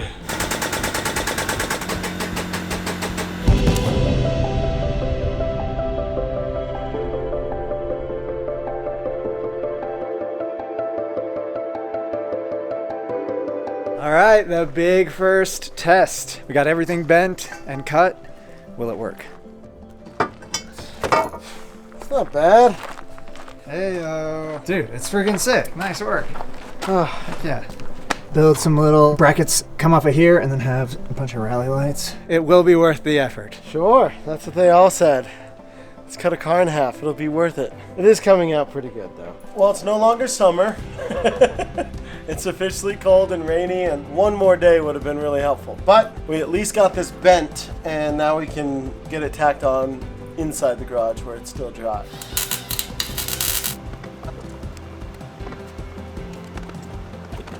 It's not perfect, but it wasn't machine made. It looks great to me. We'll take it. I spend all the time in the world making sure and fussing over all the fabrication, and it's all got to look right. And Dylan is like, fine. And then Dylan spends all the time in the world editing and making things look perfect. And the rest of the world is like, it's fine. And he's like, no, it's got to be perfect. It's very funny to me how wildly different we are in that facet. That's why it's a good team. You guys comment all the time that why don't both of you do the same work? Well, because that's not how business works. It's not much, but at least that's not going anywhere while we try and figure out the rest of this bumper. For our lower mount, we'll have a piece of tubing that comes off of there. We'll cap this end and have a piece of tubing that goes that way, and it should be a bumper. Oh, drill press, daddy. Ooh. We haven't had a drill press in a while. Oh, that's good. Oh, that's real good. I almost feel like we shouldn't have been watching that. We should leave those two alone. I don't mind an audience. It's a natural thing. When a man loves a tool, just drill it right in there. Yeah.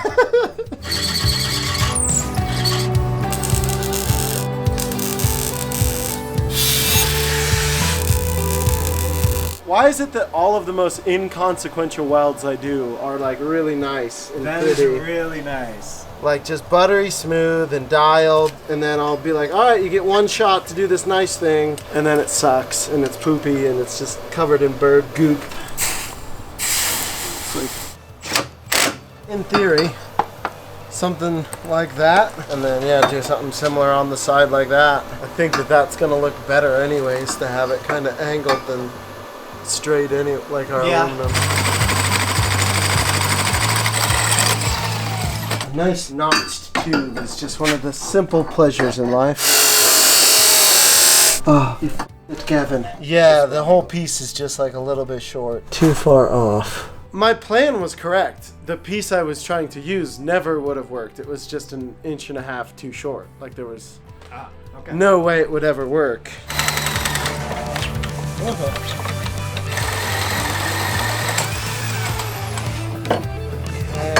Now we're talking. It's pretty dang close to what I had in mind. I think if we can replicate this on the other side, that'll look pretty cool. In my socks.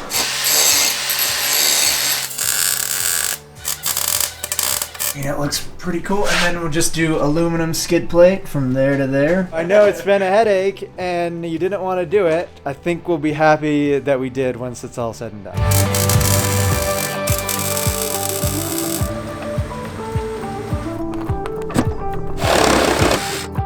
Much better.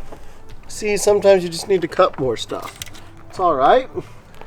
Dude, I love it. I think it adds so much to it. We approve of the steel bumper, so Gavin's gonna go ahead and full weld that, and then I'm going to pop off the bumper cover and do some repairs, getting ready for wrap.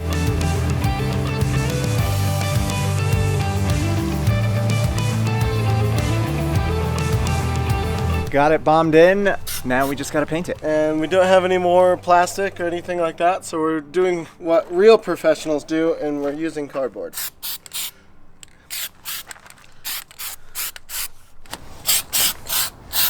All right, we're simultaneously tearing the car apart and putting it together. Everything has to come off the outside for the wrap, but Gavin is throwing on all the interior and it's looking freaking awesome. That's pretty sick, dude.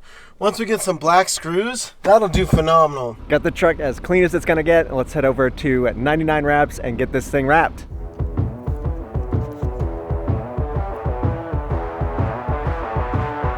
That is the start of the Cayenne, yep. Okay. This is absolutely the craziest wrap I have ever seen in my life, and it is going on my daily driver. So every piece we add to it, it makes it look crazier and crazier. The print quality is awesome, the colors are awesome. This is by far the wildest wrap I have ever seen. Cannot wait to see it done, but even seeing it like this, it's like, what did we do?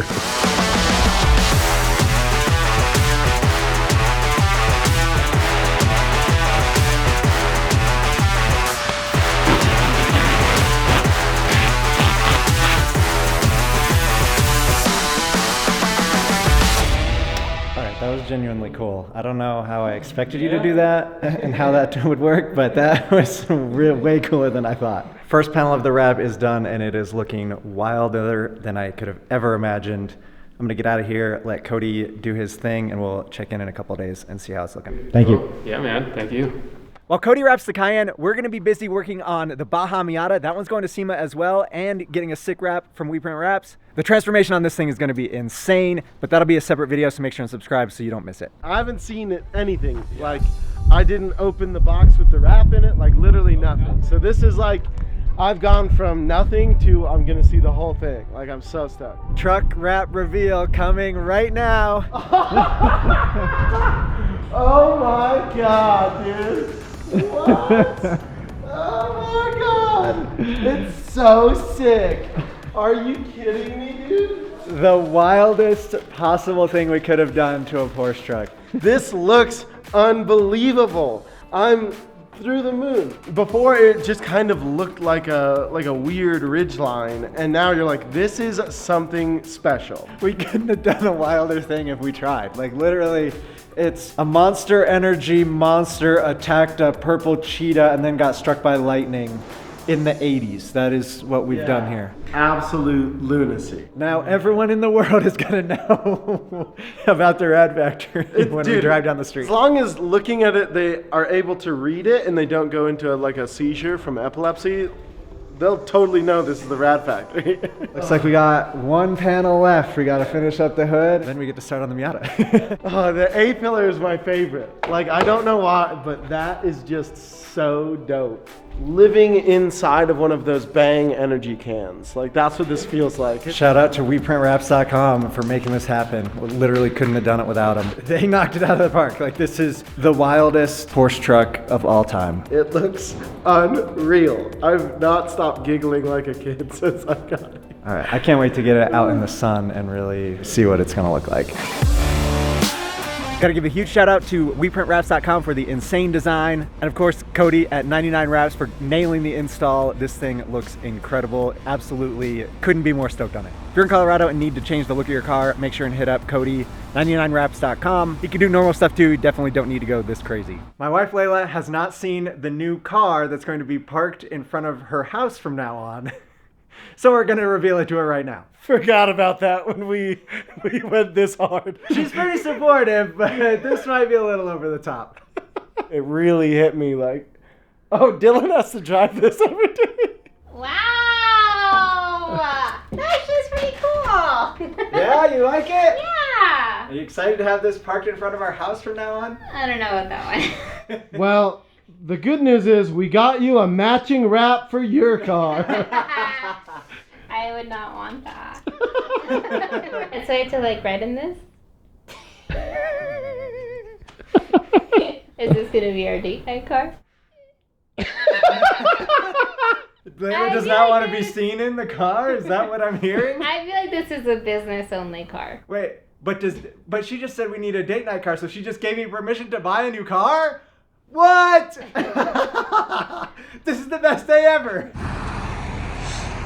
Driving over in the haunted house, and then all of a sudden something smashes into me in our truck that's barely been wrapped for 24 hours.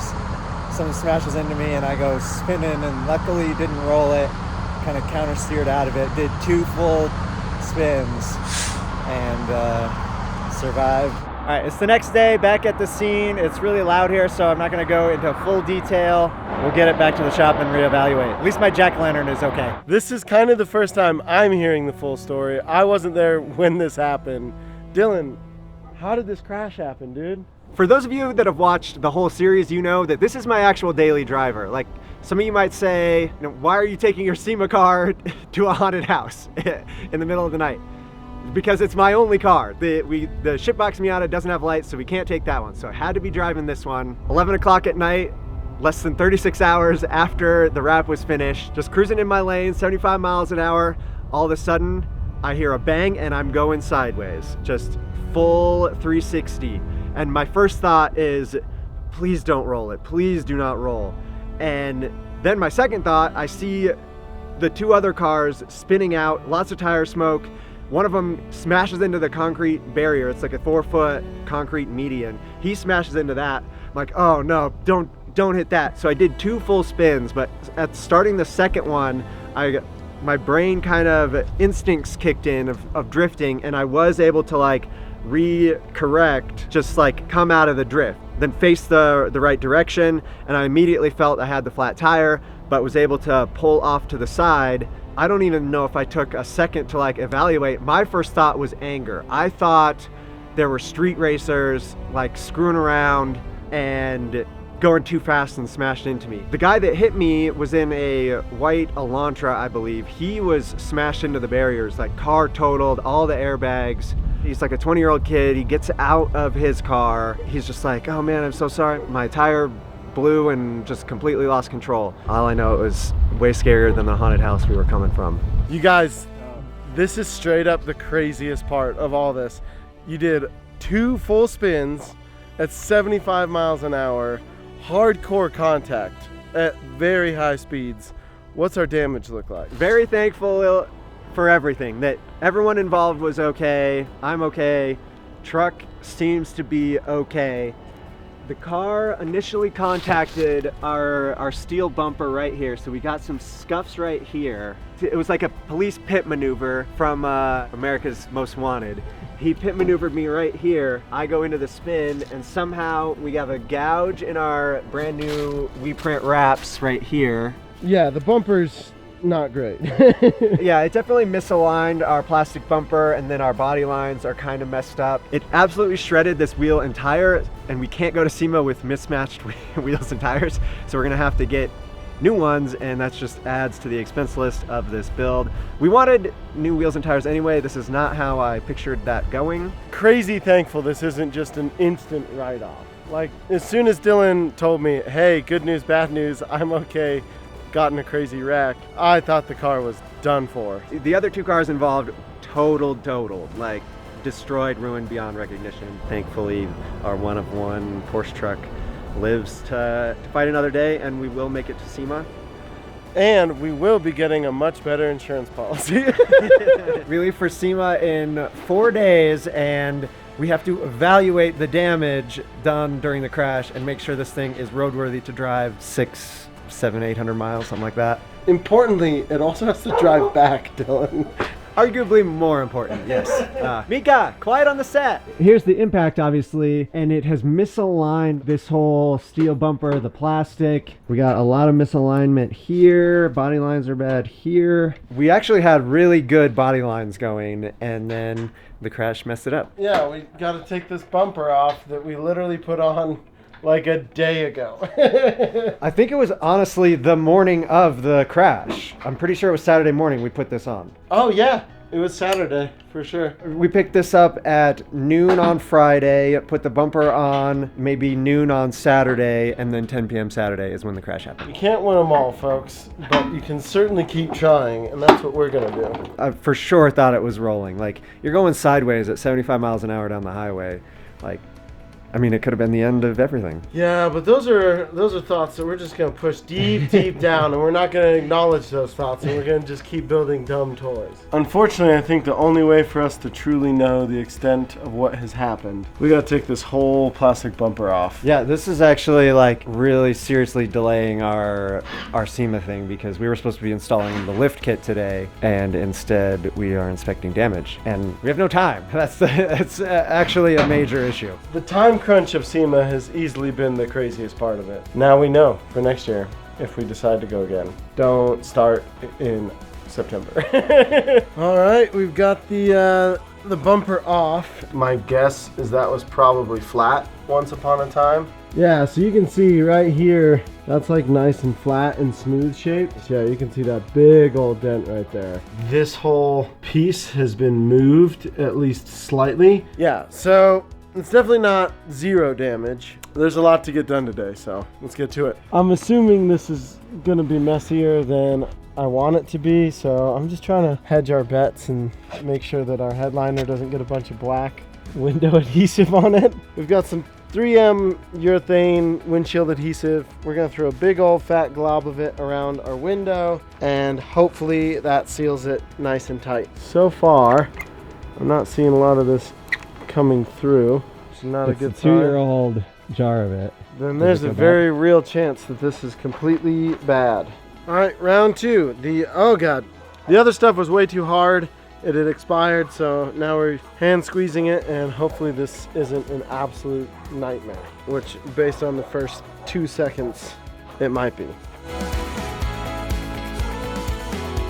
This is our temporary bumper repair after the accident. It's gonna be what it is at this point, because we have to get this whole thing bolted together in a couple hours so that we can go put the actual camper on here and get this thing finito. Cannot stress enough how little time we have and how much we have to do, and then we run out of stuff such as painter's tape and painter's plastic. We got the duct tape right here, saran wrap, but it should work just fine. This is the titanium colored accent trim. Because we gotta match these bad boys. Continue all the way along, but we have to cut it here, which means we have to paint those to carry our line all the way across. After tomorrow morning, these bedsides will permanently be on the truck because there's gonna be a giant camper on it. And we can't take that camper off without a forklift. So, anything that's gotta get done on the top of these bed rails has to happen tonight, hence painting in the dark. Got these all painted up, and it's actually going to look really nice on there. I'm excited for that. This is a very small detail, but it's one I'm really excited about and have been wanting since we built this bumper more than 6 months ago. finally putting the trailer lights hookup in the bumper. And some of you might be asking, Gavin, why are you outside? Well, that's because today our shop lights took a big old dump, and so we have to work outside in the dark like good old days. I mean, technically we could still be in the dark inside. Just like so. Heck yeah. See, that's how it was meant to be. That's clean. Yep. So we'll get this all zip tied out of the way. We'll get this screwed in. The day that we've been waiting for since we started this project is finally here. We are turning our Porsche into an RV. We're at Tune Outdoor for the final install of the M1 camper. Couldn't be more excited. This was the entire point of chopping this SUV into a truck. Today's the day, man. This is exciting. What are we doing here? The silicone we did have was old and wasn't gonna work, so I'm just gonna throw a quick bead of silicone on the outside as some extra insurance. Make sure that no leaky.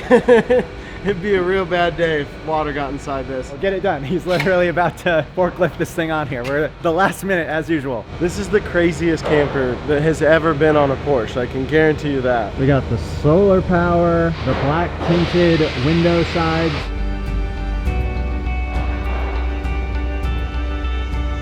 Slide it that way, about this far. There we go.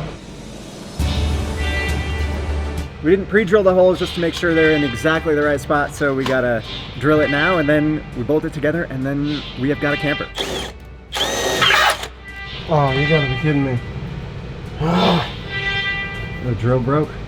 Yeah, which means we're probably gonna have to take the camper off to get that out. That should be good.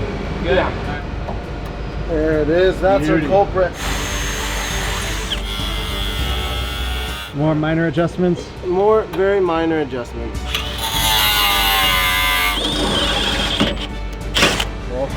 She's still funky, but I think it'll work. There we go. About 4 inches. All right. I think we have all the mounting holes sorted. Drop it down for the final time and see if it works. Drum roll, please. Can you push this way on it? Yeah. There we go. Officially 1 bolt on. 1 down, a few more to go. Oh, we're getting there.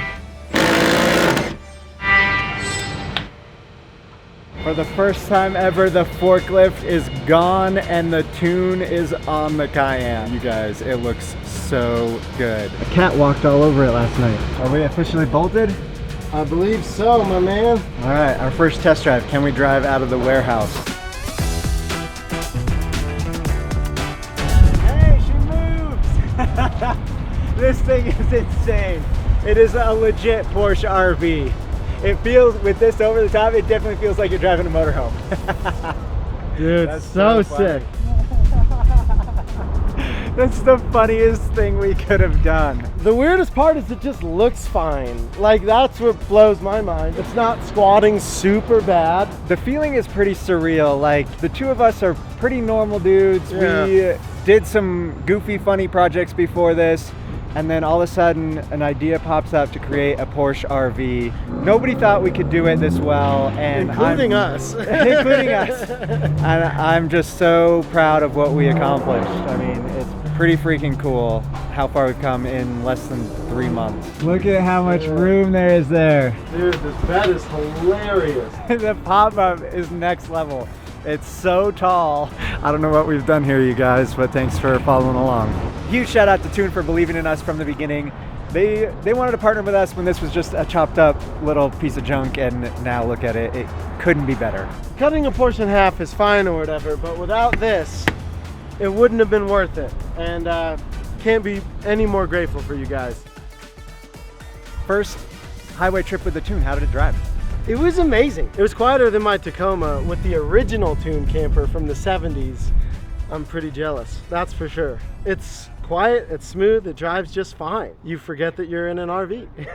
All right, we're at Quake LED. They are the ones that are bringing us to SEMA, so we got to cover this thing in lights. Let's raid the warehouse and see what we can do. These guys make products for literally every application imaginable, and everything is plug and play. It's easy. Even Dylan and I can wire it. Like, this stuff is amazing. It's high quality, and they've got a lot of fun ideas. Oh yeah, that's perfect. That's the move. That's pretty slick, dude. This could be a ditch light, honestly, super effectively. Yeah. Like from a practical off-roading standpoint. Yeah, like a 3-inch cube right there would fit perfectly. Coming at you. Okay. Oh my god. Got him right in the head. I am so sorry. That's amazing. I did not mean it. Huge shout out to Quake LED. These guys have supported the channel from the beginning, so show them some support. Go order some lights. We've got literally everything imaginable in this box, in this bed. First problem, the light bar is so big, it barely fits.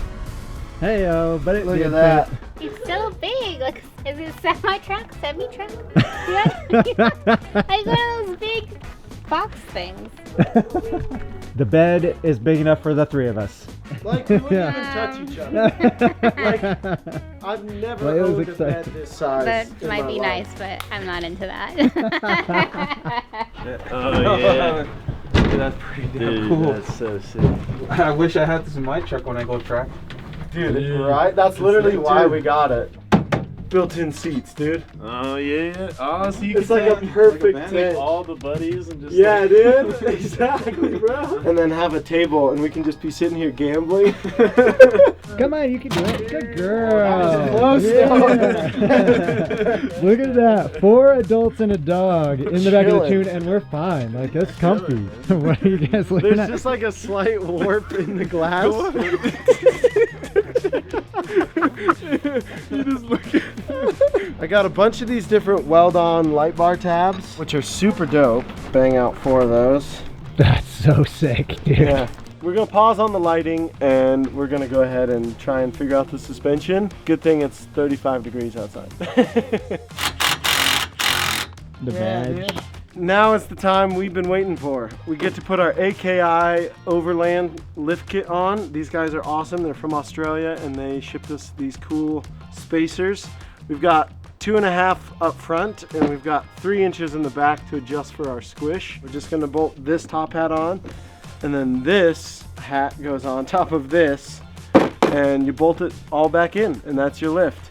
Big shout out to those guys. If you're trying to lift your Cayenne, or they actually do it for a lot of vehicles, so hit those guys up. They have a lot of cool products. Ooga, ooga. First of all, you've both been good boys. You get Halloween treats. Ernie said that something looked like it might be bent, and then I reminded him that Scott in a full accident 2 days ago. And it's probably bent. Is that right? Yeah. See, what we're doing is we're practicing so that the other side goes really smooth. So we're just taking everything apart as many times as we can. My side's not perfect because we're on this. This is why I don't do class. Too many sweats, man. Guys like, dude, for real? Guys like I've Ernie. never felt older in my entire life. Sweats. What is sweats, bro? I don't know if is it a Is that even compliment? a thing, or is he just like making Too many sweats. Too many what sweats, just man. happened? I'm having a stroke. We have a quarter of the suspension done, and we leave in 48 hours. There's definitely a lift on that. You can for sure tell. You're solid. Get my foot stuck trying to push the spring out. Can you wiggle it while it's down there? Yeah. Like, not my foot. Ooh, that tickles. All right, there we go. Just tap it in. It's been a while since we've had some quality time, me and the Porsche. Dude, that's insane. There it is, boys. New wheels for the Porsche truck. This is all we could find. I wanted some cooler ones, but these will have to do. It looks good, and if we can get the 33s under there, it's gonna be so sick. The wheel and tire process has been an absolute nightmare of like dealing with Facebook people and Marketplace is trash. Doing all this in a week while we're also building the car is really bad. yeah, it's been the worst Marketplace experience ever. But I'm gonna go get some tires right now, some 33s, and we'll see how they look. Yeah, and hopefully tomorrow we can get the lift on so we can fit the 33s. Because right now, the front's looking a lot harder than the back. I think the dog's me. Some part of your brain is like, I could take this dog. Dylan's out making money for us children. And we've got to get this front suspension on because this is basically the last day to work on the Porsche. You can see I've got a bunch of lights on there. I was up till like 1 a.m. wiring lights in a warehouse in Boulder. The SEMA crunch is real. I got to figure out how to get this stupid reservoir off. Porsche, why are you like this? And a little bit of Chris Fix.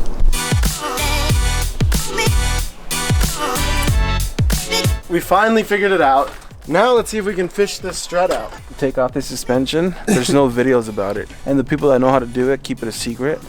So then you can come to their shop. Follow the money, dude. It's all a conspiracy. There are no coincidences. Yes. Easy. Piece of cake. There it is, bud.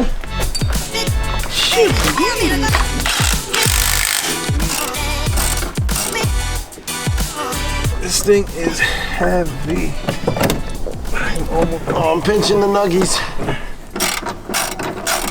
The rear was much easier. Was it? Hell yeah. I can take you higher. That's a handsome amount of lift. That's like just enough. That's gonna be so sick with the 33s. Yeah. These are the wheels and tires we're going with. It's all that was available one day before we're leaving for SEMA. So if you don't like it, too bad. This is what we got. I'm gonna go ahead and sand them, get them cleaned up, and then plastic dip. We are leaving in less than 24 hours. This is gonna be the most hectic day of our lives.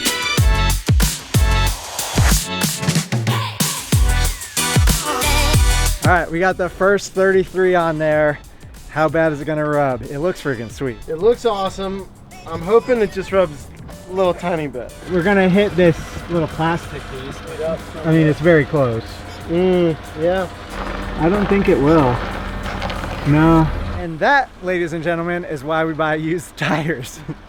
Because if they were brand new, they would rub, but the used 33s, they're maybe like 32 and a half, so it works. This thing's gonna look pretty freaking proper after we're done.